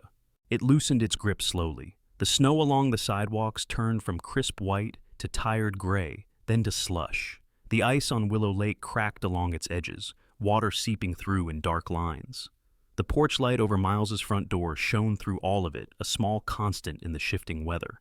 Life in the house settled into a pattern. On weekdays, mornings began with the same swirl of noise and motion, but it changed in texture. There were still arguments about whose turn it was to sit by the window on the bus and whose socks were warmer, but someone usually remembered to turn off the stove before the toast burned. Grace started to recognize the sound of each child's laugh from the top of the stairs. Liam developed a habit of checking the front door twice before they left, hand flat against the lock, shoulders straight. Hazel learned to braid her own hair on mornings when they were running late, fingers moving with quiet competence. Owen kept a small notebook in his pocket and wrote down words he liked. Mason tried out new knock-knock jokes at breakfast, most of them terrible, all of them delivered with complete sincerity. Lily made up songs about whatever was happening, her voice floating down the hall like a bird that had wandered inside. Most mornings, Grace stood in the kitchen with a mug of tea, hair pulled back, cardigan sleeves rolled, watching it all. Sometimes she intervened, adjusting a collar or sliding a lunchbox into the right backpack. Sometimes she just took it in, committing it to memory, each small scene stacking on top of the last. When the bus pulled away from the corner, the house fell quiet again. Miles would grab his briefcase, shrug into his coat, and pause at the door. "You have your key," he would ask. She would pat her pocket. "I have my key. Text me if you need anything." "I will." In the hours that followed, she took the bus into town for her shift at Harbor Books. The shop became its own kind of refuge. Joan showed her how to work the register, how to read the regular customers by the kinds of questions they asked. The retired teacher who never bought anything but always wanted recommendations for her imaginary book club. The teenage girl who came for graphic novels and left with poetry. The man who pretended not to like romance novels and then checked one out every other week, slipping it under a stack of thrillers. "You do not need a law degree for this," Joan said one afternoon, as Grace shelved returns. "You just need to pay attention." Grace discovered she liked the wait of a day at the store, the small conversations, the feel of sliding books into place, the quiet satisfaction when a customer came back and said, "You were right, I love that one." On slow days, Joan talked. She told stories about Minneapolis, about messy divorces and custody hearings that dragged for months, about nights staring at files until her eyes hurt, wondering if she had actually helped anyone or just rearranged their suffering. "There was this one case," Joan said once, leaning back on her stool. "Woman with 2 kids, sweet as anything, scared of her own shadow. Judge gave the husband shared custody, said there was not enough proof of what he had done. I saw the bruise on her jaw when she came in to thank me for nothing. That was the day I started looking at bookstore listings." Grace listened, a hand still. She did not ask what had happened to the woman. She was afraid to know. "You did the right thing leaving," Joan said without naming Daniel, "whatever it cost you." Grace's chest tightened. She nodded more to herself than to Joan. Spring tipped into summer. The trees along Maple Street leafed out in a soft green that deepened as the months passed. The children finished second grade, then started third. The house filled with end-of-year art projects and permission slips and one lopsided clay bowl that Lily insisted was a perfect cereal dish and should be used as such. On the first truly warm weekend, Miles dragged an old grill out from the garage, brushed off a winter's worth of dust, and bought a bag of charcoal that crinkled loudly in his hands. "I am not guaranteeing anything about how this will taste," he told Grace as he shook the briquettes into the grill, "just that it will be cooked over fire." "You are very brave," she said. He glanced at her, mouth tipping up. Neighbors drifted over as the smell of smoke and meat spread. Mrs. Alvarez brought a foil pan of rice and beans. A couple from across the street carried over a bowl of potato salad. The children ran between yards, barefoot, squealing, chasing one another with water guns until their shirts stuck to their backs. Grace stood at the edge of the yard, plastic cup in hand, watching. The sunlight made her squint. Laughter bounced off fences. It hit her then, sudden and sharp, that she was not watching as a passerby peeking in on a life through glass. She was inside it. Lily crashed into her side, wet arms looping around her waist. "You are on my team," Lily declared. Her cheeks were flushed, her hair stuck to her forehead in damp curls. "Your team for what?" Grace asked. "The not getting wet team," Lily said, already pulling her toward the porch. "We hide, then we jump out." "I am not sure that is how not getting wet works," Grace said. Lily looked up at her with complete confidence. "It will if we do it right." They did not do it right. 10 minutes later, both of them stood in the kitchen dripping on the tile, laughing breathless. Miles leaned in the doorway, spatula in hand, watching them. His eyes crinkled at the corners. "You traitor," he said to Grace. "I thought you were going to keep them from destroying the house." "I tried," she said. "I failed." "Welcome to the club," he replied. When fall returned, it came with a bite in the air and a burst of color in the trees. The children started talking about Halloween costumes in September. Harbor books filled the front display with thrillers and ghost stories. Joan added a bowl of candy to the counter and pretended not to see when kids took more than one piece. Grace found a rhythm between the bookstore and the house. The days were still full, but they no longer felt like a scramble to keep up. There were routines now: pancakes on Saturdays, movie nights when Miles did not have to work late, Sunday trips to the grocery store, where they filled a cart to overflowing and still somehow ran out of milk by Wednesday. The more time passed, the less she jumped at sudden noises. The bruises faded completely. The nightmares did not disappear, but they came less often, and when they did, there was always the small anchoring fact of the lock on the inside of her door and the murmur of a house around her that did not threaten, only lived. She started a small garden in the strip of dirt along the backyard fence. Nothing dramatic. A few tomato plants, a row of beans, some herbs she had grown in pots before and knew she could keep alive. The children helped in bursts. Mason dug holes that were too deep. Lily named every worm they turned up. Owen made small labels for each plant in his careful handwriting. Hazel pretended not to care, then complained if someone watered the basil too much. Liam kept track of when they had last weeded tapping dates into a second-hand watch with tiny buttons. Miles knelt beside Grace one afternoon as she staked a tomato plant that had grown taller than she expected. "These look good," he said. He squinted at a cluster of small green globes. "Are they supposed to be this color?" "They will turn red," she said. "They need time." "Like everything," he said. His arm brushed hers as he shifted his weight. She felt the contact in the center of her chest. There were more moments like that. Mismatched accidental touches that did not feel accidental. Hands brushing when they both reached for the same plate. Knees knocking under the table when they sat side by side helping Mason with a science project. A glance held a fraction longer than it needed to be when one of them said something that made the other laugh. On late nights when the children had finally worn themselves out and the dishwasher hummed in the kitchen, they found themselves on the couch, a shared magnet pulling them to the same spot. Sometimes they watched an episode of something forgettable and made comments under their breath. Miles would groan at plot holes, and Grace would quietly defend the characters even when they made terrible decisions. Sometimes they did not turn on the television at all. They sat with mugs of tea or glasses of water, talking about small things, movies from their childhoods, favorite meals. The weirdest customer Joan had that week. The time Miles had accidentally sent a personal email to his entire office. The bigger things crept into those conversations too gently, like animals that needed coaxing. Miles told her about Emily in pieces, not all at once. How they met in a college biology lab when he spilled a tray of slides and she helped him pick up the shards. How she had loved the lake in summer, but hated the way the wind cut through her coat in winter. How she had insisted on reading to the kids, even when the chemo had left her too tired to stand. "It was hard to know when to stop," he said once, staring at his hands. "The doctors kept saying there was one more trial, one more thing we could try. She was the one who said no. She said she was tired of hospitals. She wanted to come home." His voice caught. Grace had set her cup down and listened her own grief rising to meet his different and the same. "She did not want them to remember her in that bed," he said. "But they do. I can see it sometimes. In the way they look at the hospital on TV. In the way Lily panics when someone coughs too long." "You did what you could," Grace said softly. "It never feels like enough," he said. "You stayed," she said. "That is something." He had looked at her, then eyes dark as if he wanted to say something else and did not. Time moved. Third grade shifted to fourth. At Harbor Books, Grace became the person Joan trusted to run the shop when she had to go to appointments or simply needed a day off.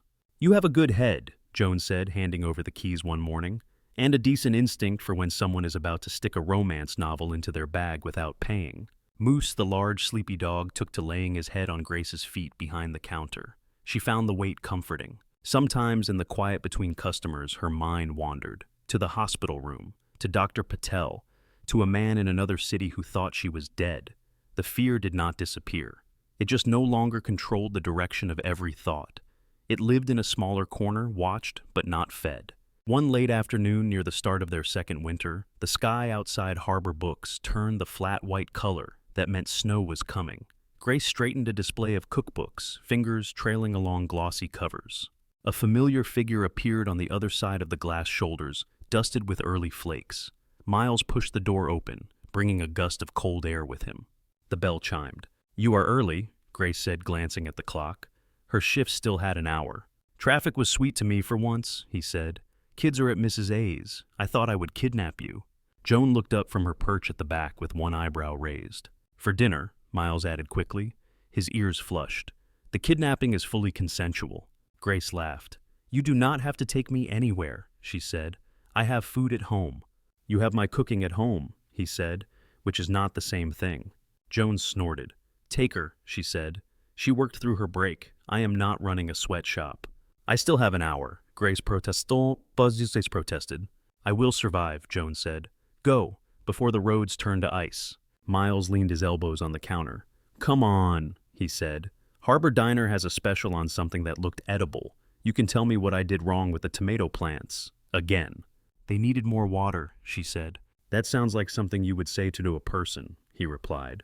She hesitated then, untied the apron Joan insisted staff wear, hanging it on its hook. She grabbed her coat from the peg and pulled it on, tucking her hair into the collar. Outside, the air pinched her cheeks. Snow fell in soft, slow flakes, drifting onto her eyelashes. She brushed them away with gloved fingers. They walked side by side down Main Street, boots crunching on the salt scattered over the sidewalk. Their shoulders brushed once, then again.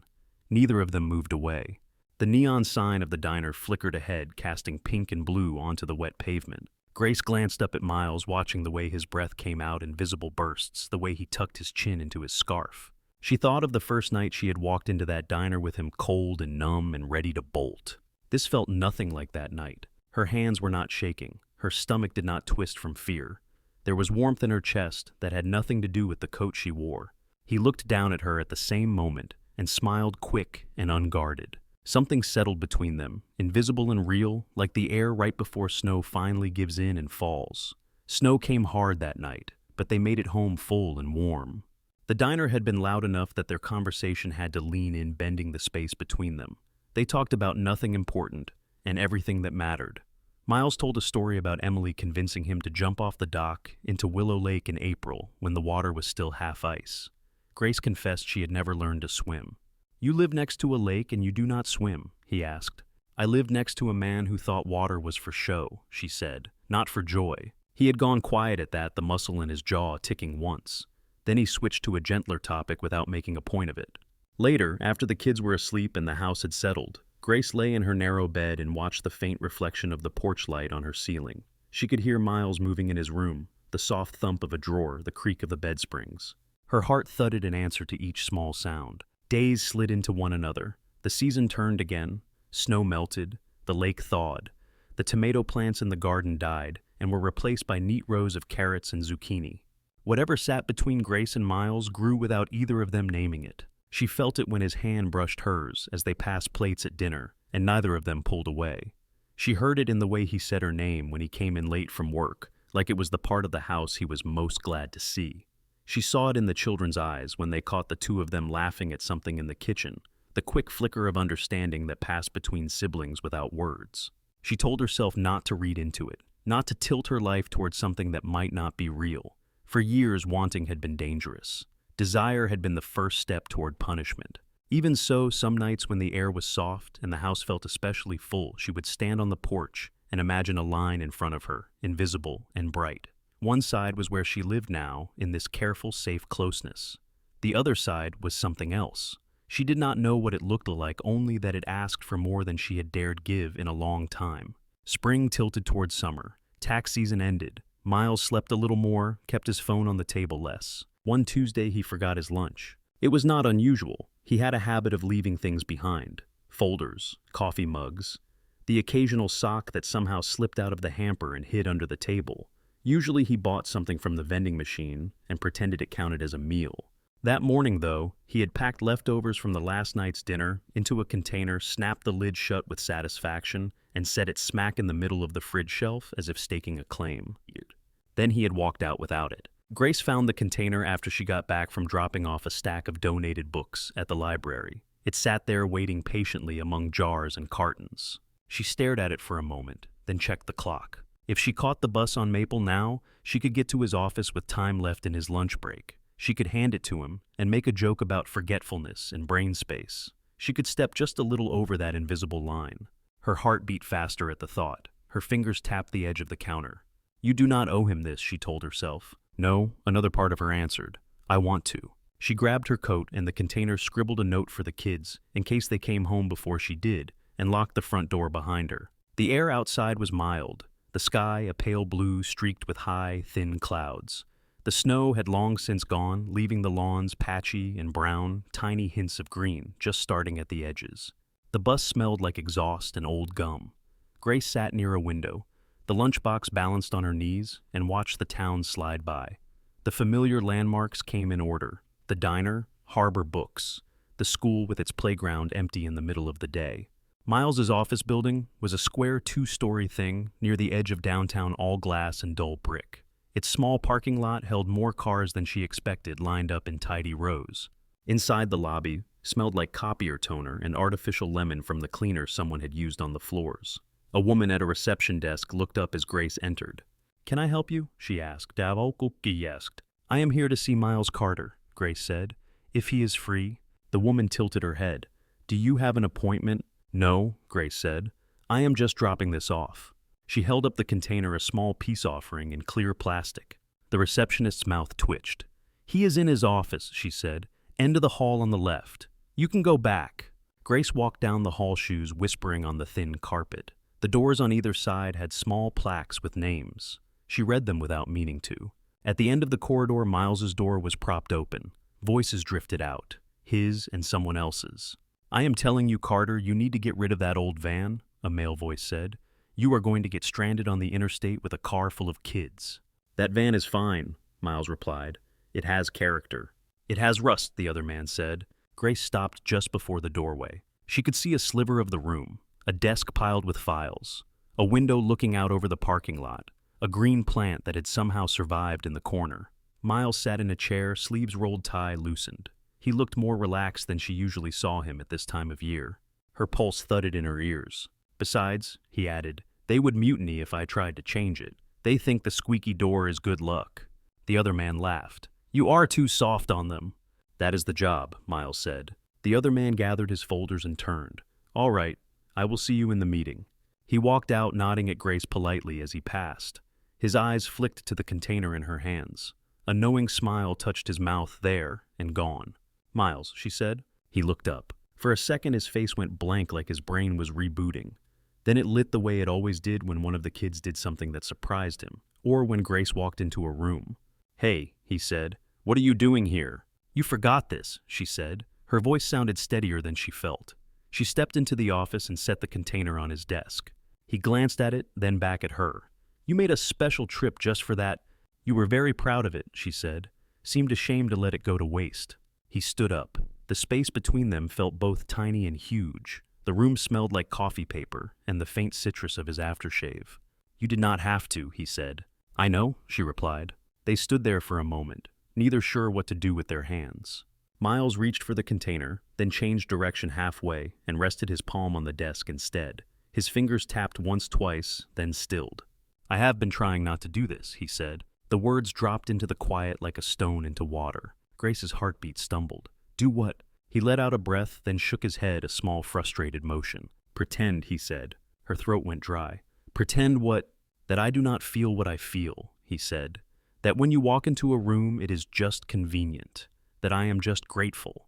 That it is just about the kids. He laughed once without humor. I told myself it was too soon, he said. That you needed space. That it would be selfish to want anything more. I kept saying if I just waited, if I kept my mouth shut, I could live like this, side by side, friendly, safe, but I cannot. He looked at her, then really looked. His eyes were raw and open. When I hear your key in the door, I can finally breathe, he said. When I wake up and you are in the kitchen, the day feels manageable. When you talk to the kids, when you listen to them, when you sit with them in their grief, like it is not something to fix, but something to carry, I fall a little more. Every time. Her own breath hitched. You do not owe me anything, he said. You do not have to say this back. I just need you to know I am in love with you, Grace. Not because you saved us, because you are you. The room narrowed. The sound of an office printer humming somewhere down the hall faded. All she could hear was her own pulse and the scrape of his chair as he shifted his weight. Her body remembered 1,000 moments when someone else's confession had been a weapon, a way to corner her, to force a response. Her mind tried to brace for impact. But his hand stayed on the edge of the desk, not reaching. His shoulders were tense, but his face was not demanding. It was scared. You have every right to tell me this is too much, he said. To walk out that door and never bring me another forgotten lunch. I will not hold it against you. We will find a way to keep things steady for the kids. I just cannot pretend anymore that you are not the person I think about last at night and first in the morning. Something inside her that had been shut tight for years shifted. No insults followed his words, no conditions, no list of what she had to change to be worthy. She thought of the porch light, of the first time she had seen it glowing over his door, of the nights she had sat under it trying to understand what it meant to be wanted without being trapped. Her eyes burned. You said you have been trying not to do this, she said. I have been trying not to think about it. A flicker of hope crossed his face, quick and cautious. When you come home late and you look tired, she said, I want to make things easier for you. When you laugh with them, I feel it in my chest. When you talk about Emily, I want to keep her memory safe with you. Her voice shook. She let it. I thought if I said any of that out loud, it would disappear, she said, like smoke, or he would show up out of nowhere and rip it away. She took a small step closer, then another. I am scared, she said, not of you, of how much I want this, of what it means to admit that I can want it all. He did not move, but something in his posture softened. His hands lifted a little from the desk, then settled again, holding himself in place. You are allowed to want, he said. The words were simple. They landed deep. I do, she said. I want this. I am in love with you, Miles. I have been for a while. I just did not know what to call it without feeling like I was stealing something that did not belong to me. It belongs to you, he said. His voice caught on the last word. She let out a breath that felt like it had been stuck in her chest for years. Okay, she whispered. It was not just an answer. It felt like permission, for both of them. He moved then. Not fast, not grabbing. He walked around the desk, each step small and careful until he was standing in front of her. He lifted one hand, hovering close enough that she could feel the warmth of it along her jaw, but he did not touch. She closed the last of the distance, turning her face into his palm. The contact was like stepping into sunlight. He let out a shaky breath and smiled, slow and disbelieving. Can I kiss you? He asked. Yes, she said. The first brush of his mouth was tentative, more question than claim. Her lips answered. The second kiss was deeper. Years of fear and hunger and hope poured into that narrow space. Her hand slid up to his shoulders. His other hand found the small of her back, resting there with a weight that felt steady, not trapping.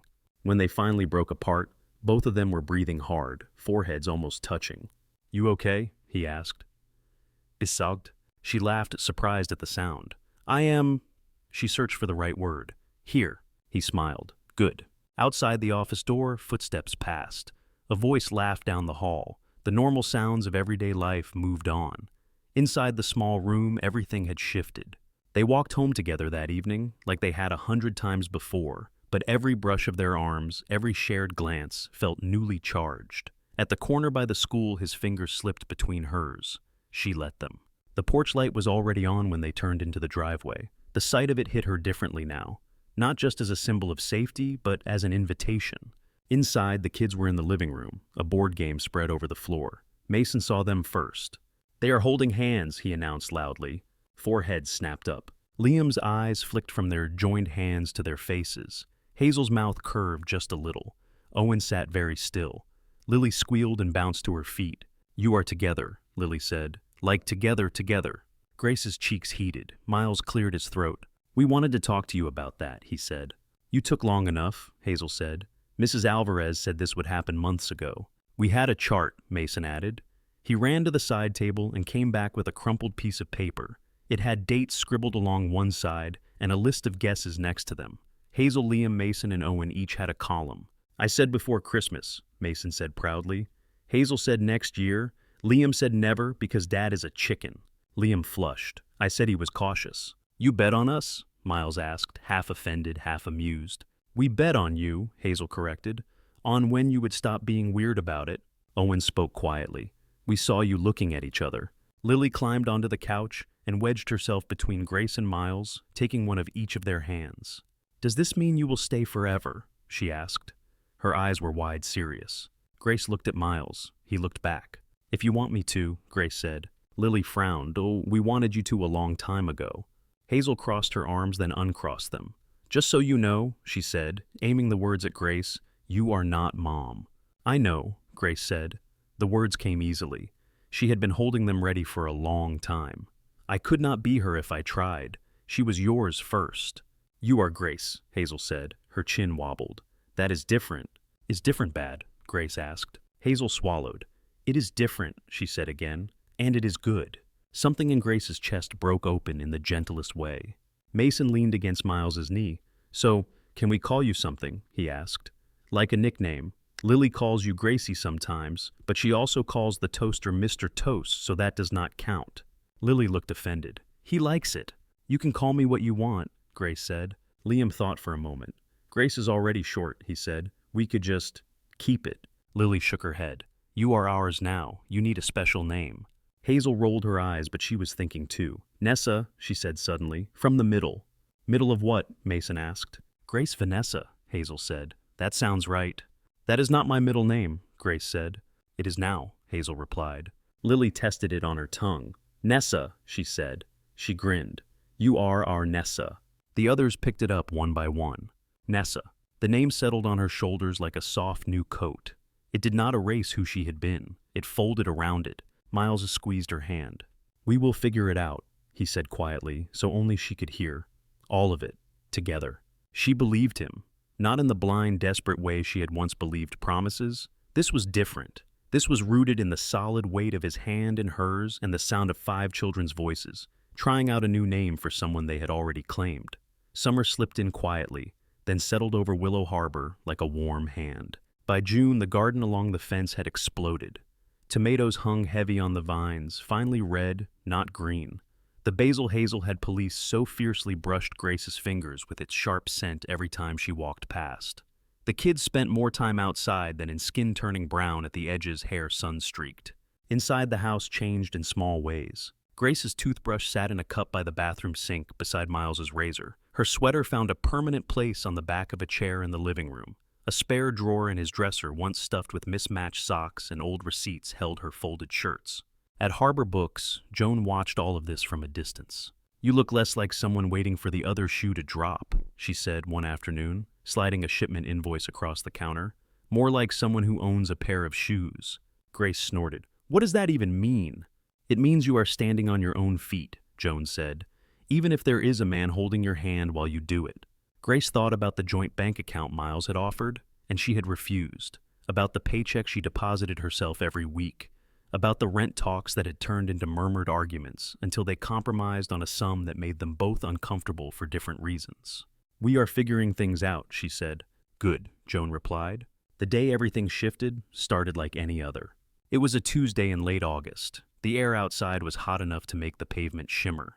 Inside the bookstore, the air conditioning hummed a steady white noise. Grace was at the back table sorting through a box of used books someone had brought in. She ran her thumb along spines, recognizing some titles, setting aside others for Joan to price. Moose snored at her feet, paws twitching in some dog dream. The television mounted in the corner was on muted, cycling through daytime news. No one usually paid attention to it. The sound stayed low, the captions flickering along the bottom of the screen. A cluster of customers near the front suddenly tilted their heads in the same direction, eyes drawn to the moving images. A woman in yoga pants stopped halfway to the register phone, forgotten in her hand. "Can you turn that up?" someone called. Joan clicked the remote. The volume rose, the anchor's voice cutting through the quiet. "Local philanthropist and businessman Daniel Reed is hosting a charity gala this weekend," she said. The image switched to a shot of a hotel ballroom tables, laid with white linens and tall glass centerpieces. The event will raise funds for survivors of domestic violence who have lost spouses to tragic accidents or illness. The screen showed a familiar profile, older but unmistakable, dark hair, a few more lines around the eyes, suit perfect tie, perfectly straight. "My wife died in a car accident 3 years ago," Daniel said, his voice warm, sympathetic. "I know how it feels to have your life torn apart.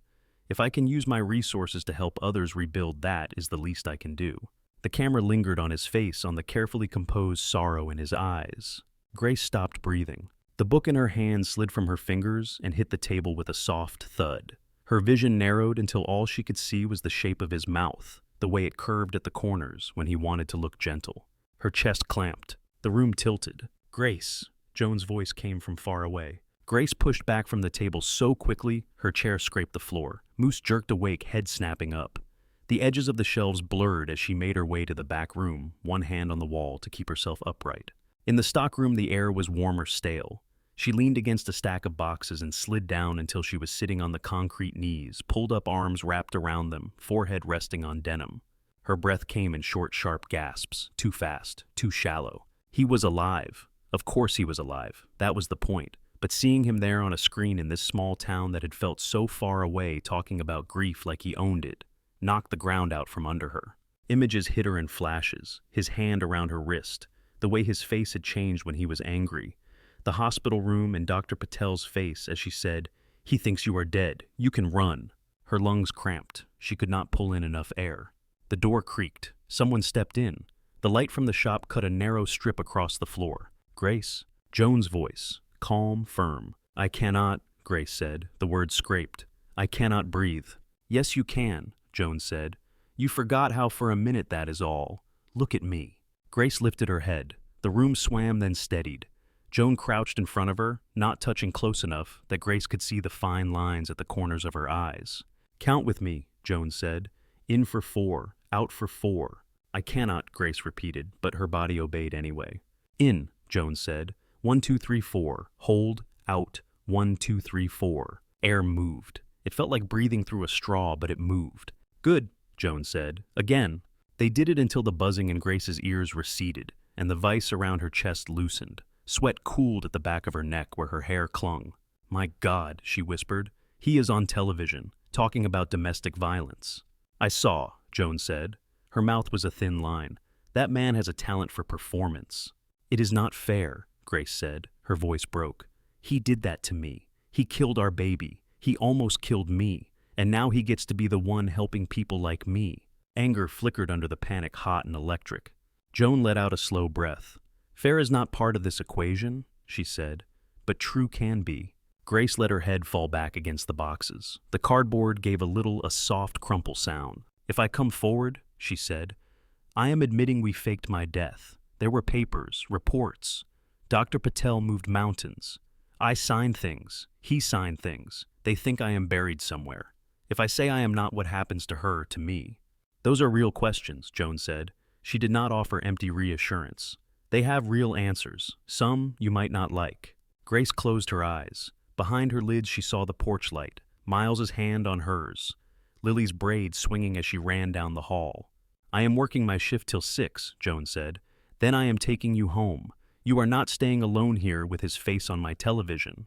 "I can walk," Grace protested out of reflex. "Probably," Joan said. "You are still not staying alone." The rest of the afternoon passed in a blur. Grace stayed in the back room until the segment ended.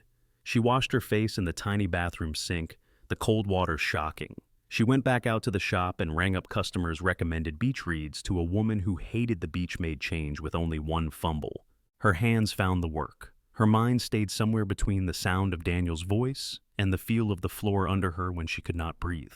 At 6, Joan locked the front door, flipped the sign to closed, and turned off the television.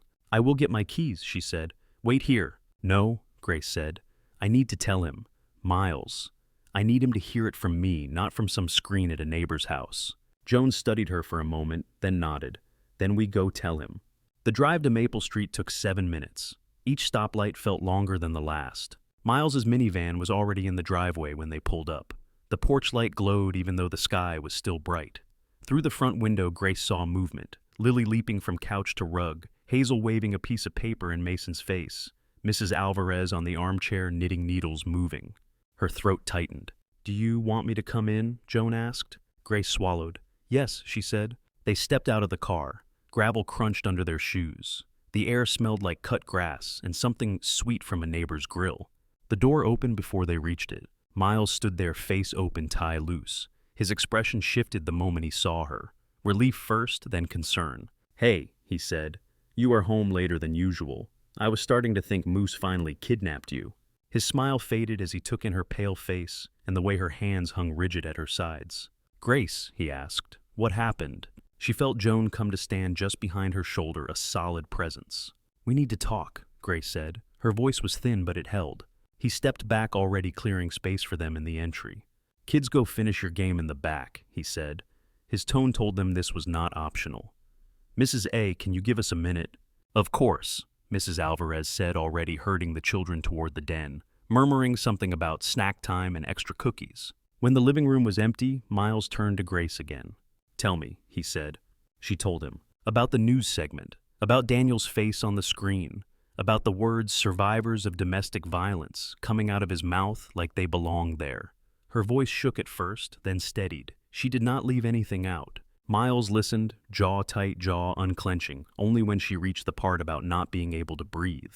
Joan filled in the rest. The panic attack, the counting, the questions Grace had asked in the back room that she could not bring herself to repeat now. When they were done, the room was very quiet.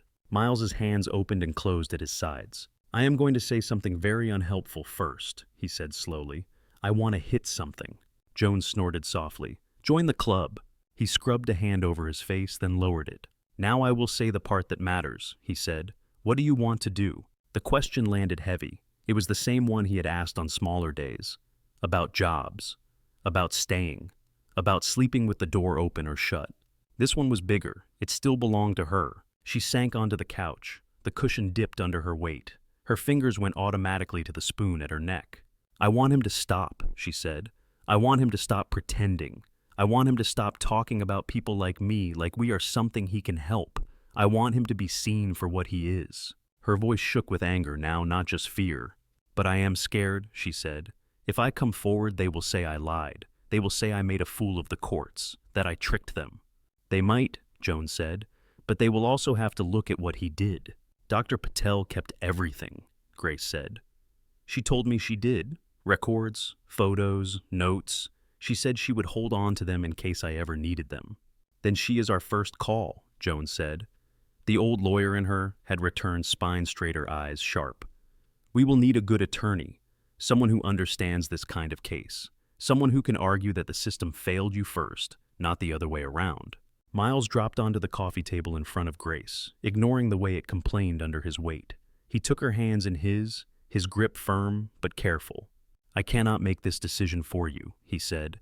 "If you choose to stay quiet, we will turn off the television and live our lives and keep you as far away from his orbit as we can. If you choose to speak, we will walk into that storm with you, all of us." She pictured the kids in the den.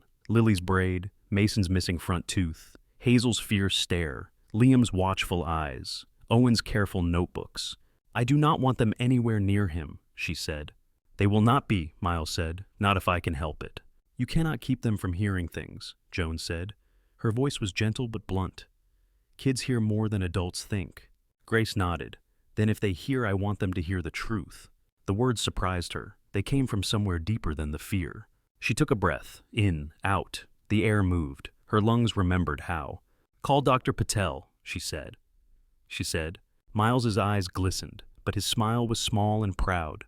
"We will," he said. Joan stood. "I will start a list," she said. "Doctors, lawyers, anyone who can testify to what he did and what you were when you arrived here." Mrs. Alvarez appeared in the doorway as if summoned. "You need someone to testify about a scared woman on my couch 2 years ago," she said. "I have a good memory." Grace laughed, then a startled, broken sound that still managed to carry something bright.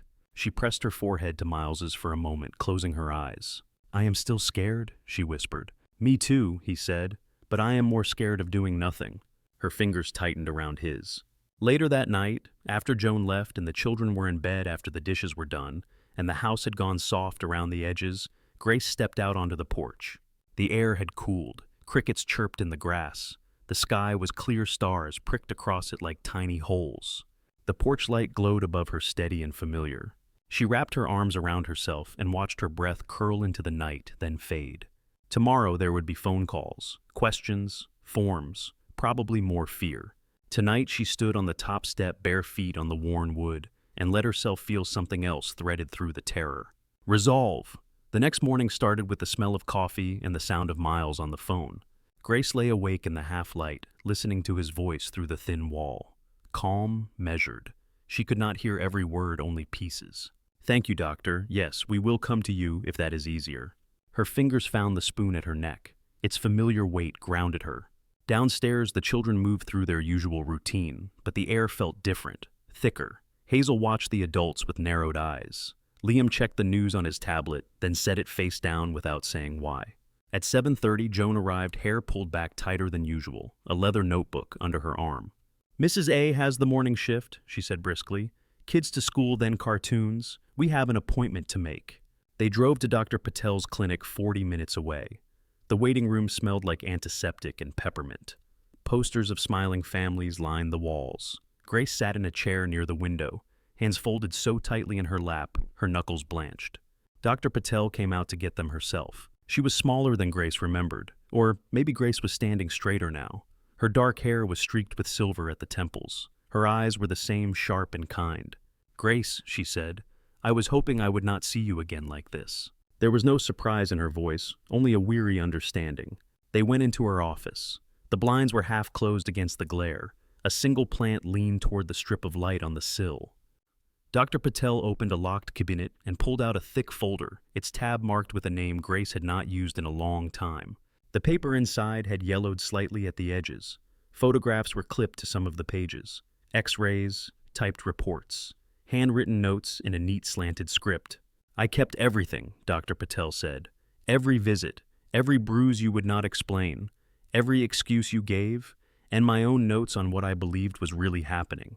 She turned a page. A younger Grace stared back from the photograph, one eye, swollen lip split. Miles inhaled sharply. "I am sorry you have to see these," Dr. Patel said to him.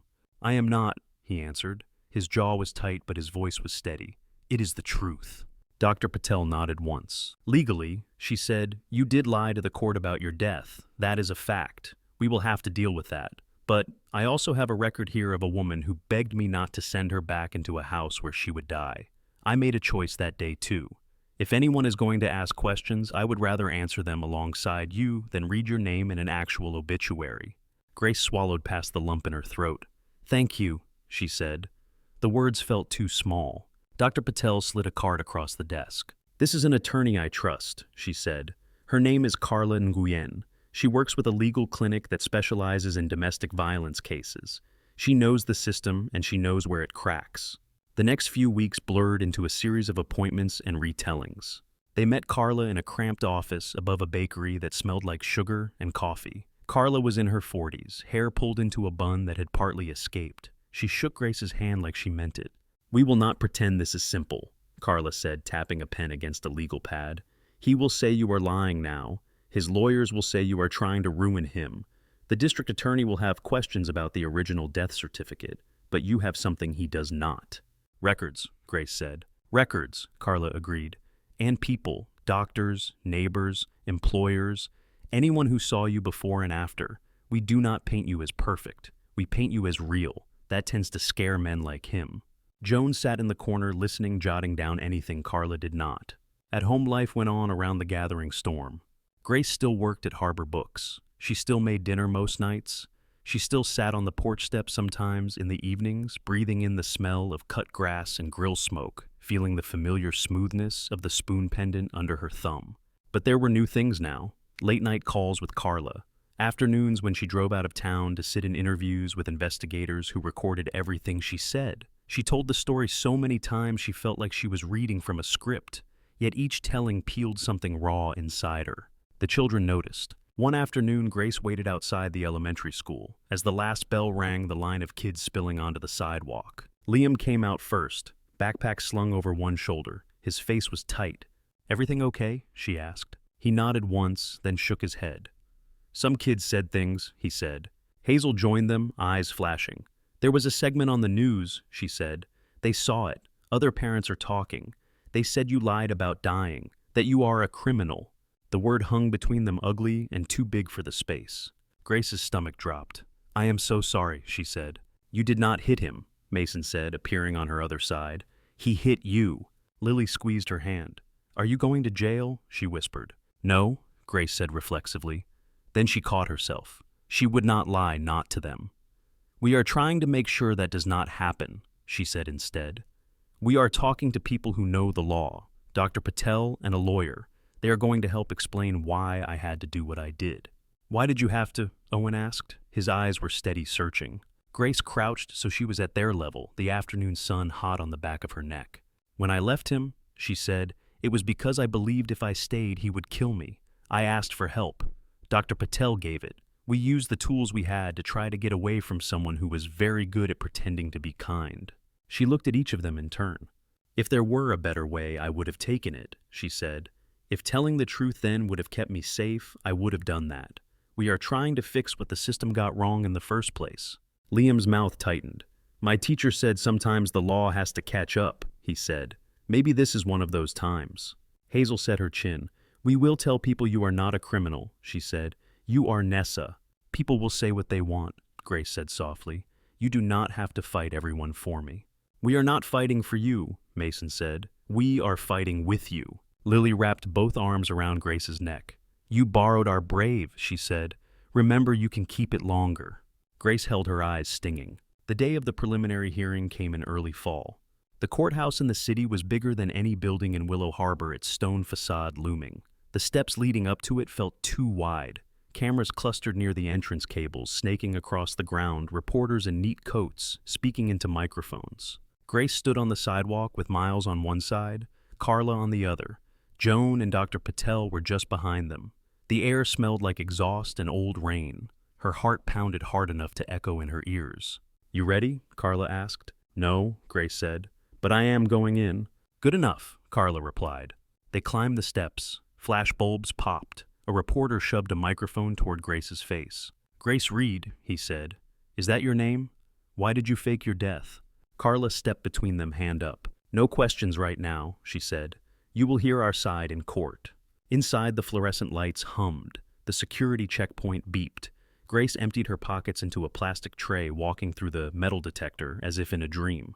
The courtroom was smaller than she had imagined. Wooden benches, a rail, a judge's bench raised above the rest, empty for now. On the other side of the room, at a table near the front, sat Daniel.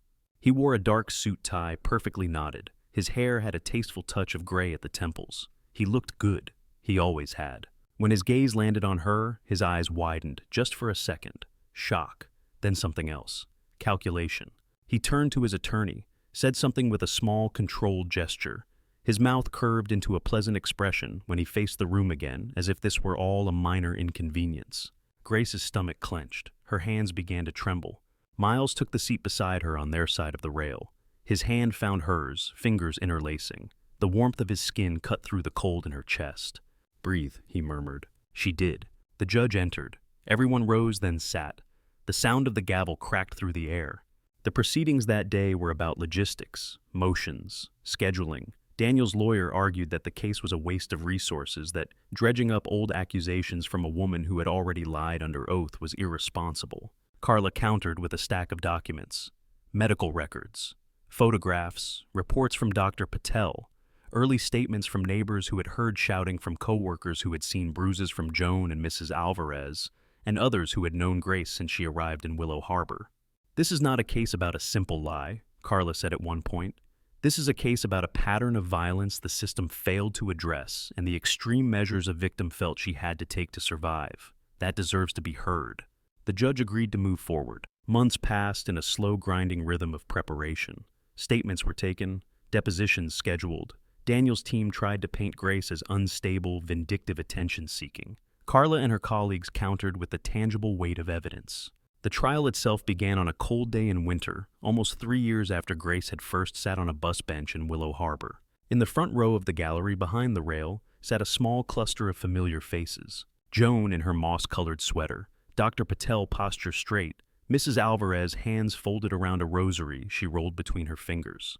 At the end of the row, barely tall enough for their heads to clear the back of the bench, were 5 children. The judge had ruled they were too young to be in the courtroom for the more graphic testimony. They spent the hardest parts in a waiting room down the hall, supervised by Mrs. Alvarez and a volunteer counselor. But they insisted on being there when they could, to see her walk in and out by choice. On the stand under the oath, Grace told her story again. This time, it was not in a softly lit office or a kitchen late at night. It was under the bright, unforgiving lights of a courtroom with a judge watching and a jury taking notes. She spoke about the first year of marriage, the isolation, the slow erosion of her world, the first time he hit her, and every time after. She described the party, the drive, the night on the floor, the hospital room, the decision that had felt like the only one left. Her voice shook sometimes, but it did not break. Each breath came with effort, but it came. Daniel's lawyer tried to catch her in contradictions, to twist her words back on her. "You lied then?" he said, pacing in front of the witness stand. "Why should the court believe you now?" Grace met his gaze, then the jury's. "I lied to stay alive," she said. "I am telling the truth now for the same reason." Dr. Patel testified, her notes backing up Grace's account. She described the injuries she had seen, the excuses that never quite fit, the fear in Grace's eyes. "I made a choice," Dr. Patel said. "Knowing it might someday lead to a courtroom like this or a cemetery, I prefer the courtroom." Joan spoke about the woman who had walked into her bookstore with empty hands and a haunted look, and the one who had grown behind the counter over the years. She did not ask for anything free, Joan said. She wanted a job, not pity. Mrs. Alvarez described the first night she had seen Grace in Miles's living room, the shadows under her eyes, the way she had flinched when someone dropped a spoon. "She looked like a person who had been running a long time," she said. Each testimony laid another stone in the path between the girl who had once believed she deserved the pain and the woman who sat at the defense table, now upright, fingers wrapped around a pen so she would not clench them into fists. The jury saw the photos. They read the reports. They heard the recordings of Daniel's interviews, the careful way he answered questions, the small inconsistencies Carla pointed out. On the last day after closing arguments, Grace sat in the hallway outside the courtroom with Miles. The children were with Mrs. Alvarez at the far end of the corridor, playing a quiet card game on the floor. "You did it," Miles said. "It is not over yet," she replied. "I know," he said, "but whatever they decide, you told the truth. You stood up." She leaned her head against the wall. The paint was cool against her skull. "I am tired," she said. "I know," he answered. The bailiff opened the door. "Jury has reached a verdict," he said. The courtroom was still when they filed back in. The judge took her seat. The 4 persons stood, a folded paper in hand. "In the case of the state versus Daniel Reed," the judge said, "on the charge of aggravated assault, how do you find the defendant?" "Guilty," the 4-person replied. The word rang in Grace's ears. They read count after count: domestic battery, coercive control, evidence tampering. On each one the answer was the same: guilty. Daniel sat very still at his table. His jaw flexed once. His attorney leaned in, whispering something. He did not look at Grace. Her hands shook. Her breath came in a rush. For a moment she thought she might cry or laugh, or both. Miles's hand found her back steady between her shoulder blades. She exhaled slowly. Outside on the courthouse steps, cameras flashed again. Voices called her name, shouted questions. She did not stop for them. At the bottom of the stairs, 5 small bodies barreled into her. Lily hid her first, arms going tight around her waist. Mason wrapped around one leg. Owen and Hazel pressed in from either side, Liam a solid presence at her back. "You did it," Mason said, his words muffled in her coat. "He cannot hurt you anymore," Owen said. "Can we go home now?" Lily asked. Grace let out a breath that felt cleaner than any she had taken in years. "Yes," she said, "we can go home." 6 months later, the garden looked different. The tomato vines were gone, pulled up after their last tired fruit. The basil had bolted and been replaced with late-blooming flowers. Strings of lights hung from the fence to the trees, casting soft pools of gold over the grass. Chairs borrowed from neighbors sat in rows facing a simple wooden arch that Miles and the kids had built. Grace had helped wrap it with ivy and white ribbon that morning, her fingers nimble, her stomach light in a way that made it hard to stand still. Now, as the sun slid down toward the trees and the air cooled, she stood in the doorway of the house and watched people fill the yard. Joan arrived first in a dress the color of moss, same as her favorite sweater. She carried a small wrapped box and a look on her face that was half pride, half something softer. Mrs. Alvarez came with a casserole, even though Grace had told her not to cook, muttering about how weddings needed real food. Dr. Patel walked in beside her, hair pinned up a rare evening off from the clinic. Carla appeared in a navy suit tie, loosened her usual stack of files replaced by a camera. A few of Miles's co-workers mingled near the folding table that held iced tea and lemonade. The receptionist from his office waved when she saw Grace's eyes crinkling. The yard hummed with low conversation and the rustle of fabric. Upstairs in the small bedroom that had once been a guest room, and now held more of her life than she had thought possible, Grace stood in front of the mirror. Her dress was simple, knee-length white cotton that moved when she did. Lily had insisted on flowers in her hair, so Hazel had braided small sprigs of baby's breath into the loose twist at the back of her head. "You look like a fairy," Lily had said, solemn and awed. Now, alone for a moment, Grace looked at her reflection and saw something she had not seen in a very long time. She saw herself. Not the girl from the old photos in Dr. Patel's folder, not the shadowed woman on the bench, not even just the caretaker the kids had first known. She saw all of them at once. Survivor, partner, Nessa. A soft knock came at the door. "You ready?" Miles called. His voice held a smile. She opened the door. He stood in the hall in a dark suit that fit better than the one he had worn to court. His tie was straight for once. There was a small line between his brows, nervousness, not doubt. "You clean up well," she said. "So do you," he replied. They looked at each other for a moment, taking in the sight. "Last chance to run," he said quietly. "Instant family of 7. Chaos, noise, very little hot water on school mornings." "I have seen your laundry room," she answered. "I know what I am getting into." His mouth curved. The line between his brows eased. "Okay," he said. They walked down the stairs together. In the yard, the kids lined up near the back door like a mismatched parade. Liam wore a small suit that made him look older than 9. His hair had been tamed with water and effort. He held a small velvet box in his hand as if it contained state secrets. Mason fidgeted in his own jacket, tugging at the collar.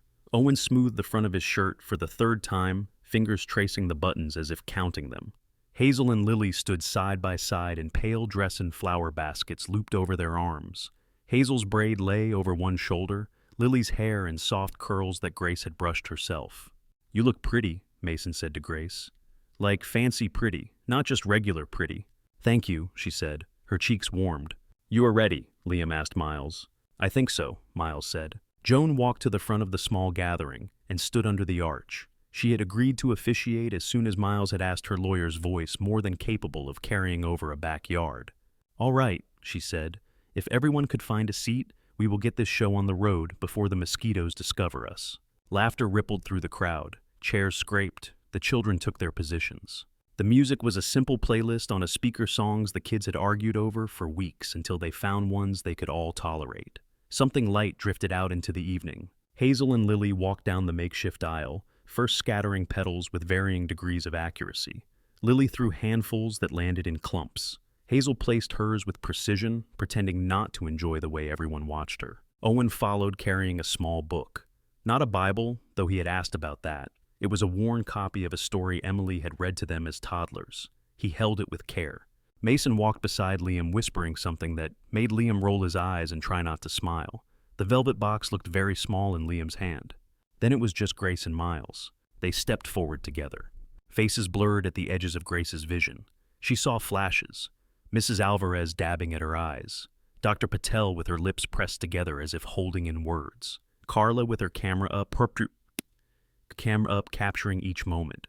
The receptionist from the office pointing out tiny details to the coworker beside her. Mostly, though, she saw the path ahead lined with the petals the girls had dropped leading to the arch and to Joan and to the 5 children who had changed everything. They reached the front and turned to face each other. Joan smiled at them, then at the guests. "We are not in a courtroom today," she said, "so I will keep this brief." Soft chuckles floated across the yard. "I am not here as a judge or as a lawyer," she went on. "I am here as someone who has watched 2 people build something slow and careful and strong." She nodded toward the kids. "And as someone who has watched these 5 supervise the process." Hazel smirked. Mason gave a small wave, then seemed to remember he was supposed to be solemn, and dropped his hand. Miles and Grace have written their own vows, Joan said, which is either very brave or very foolish. We will decide after we hear them. Miles cleared his throat. He pulled a folded piece of paper from his pocket, then thought better of it and handed it to Liam. He looked at Grace instead. When I first saw you, he said, you were sitting on a bus bench in a dress meant for warmer weather, and I thought, here is someone with worse judgment than me. A ripple of laughter moved through the chairs. I thought maybe I could help you, he continued. Take you to a diner, offer you a couch, give myself the illusion that I was doing something good. His voice softened. I did not know you were going to walk into my house and quietly hold the broken parts of our lives together, he said. I did not know you were going to teach my kids that grief is not something to be afraid of, that love is not something that disappears when someone dies. He swallowed. You have seen me at my worst, he said. Burnt toast, lost tempers, falling asleep halfway through bedtime stories. You stayed. You walked into a courtroom when you could have stayed hidden. You chose the hard way, and you let us stand beside you while you did it. He took a breath. I cannot promise things will always be easy, he said. The kids will slam doors. I will forget my lunch. The garden will die every winter. But I can promise I will show up. I will listen. I will hold the light when it gets dark. He smiled, eyes wet. I love you, he finished. I choose you, every day. Grace's throat was already tight. The words she had written felt too small now, but she spoke them anyway. When I first saw you, she said, you were standing in a parking lot in a coat that did not look warm enough, trying to decide whether to leave me where I was. Miles huffed a small laugh. You stopped, she said. You gave me coffee. You gave me a room with a lock on the inside. You did not ask for explanations I could not give. You just kept showing up. She glanced at the children at their faces turned toward her open and intent. You let me make burnt pasta and braid hair and mess up the laundry, she said. You let me love your kids before I knew how to say I loved you. You never asked me to forget who I had been, but you made room for who I could become. Her fingers trembled in his. I used to think that love was something that had to be earned, she said, that it came with conditions and rules and fear. You taught me that love can be steady, that it can sit on a couch with you at the end of a long day and just be there. She drew in a breath that felt full, not tight. I cannot promise I will not be scared sometimes, she said, that old echoes will not sneak in, but I can promise I will tell you when they do. I will not walk away from the hard parts. I will stand with you in them. She smiled through the blur in her eyes. I love you, she said. I choose you every day. Joan nodded, satisfied. All right, she said. Rings. Liam and Mason stepped forward. Liam opened the velvet box with exaggerated care, revealing 2 simple bands. They glinted in the fading light.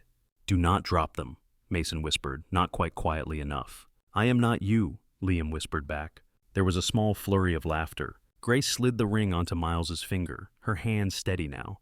Miles slid the other onto hers, his thumb brushing her knuckle as he did. By the power vested in me by the state and by mutual stubbornness, Joan said, I now pronounce you husband and wife. That is not the official wording, Carla murmured, amused. It should be, Joan replied. You may kiss, she added louder. They did. It was not the first time. It would not be the last. It was different in front of all these eyes, with applause rising around them and Lily's delighted squeal punctuating the moment. It still felt somehow like theirs. When they pulled apart, Mason let out a theatrical groan. Gross, he said, grinning. Hazel rolled her eyes. You will live, she told him. People came forward to hug them. Mrs. Alvarez pressed Grace's face between her hands and kissed her cheeks. Dr. Patel hugged her with one arm, eyes bright. You are very inconvenient, the doctor said into her hair.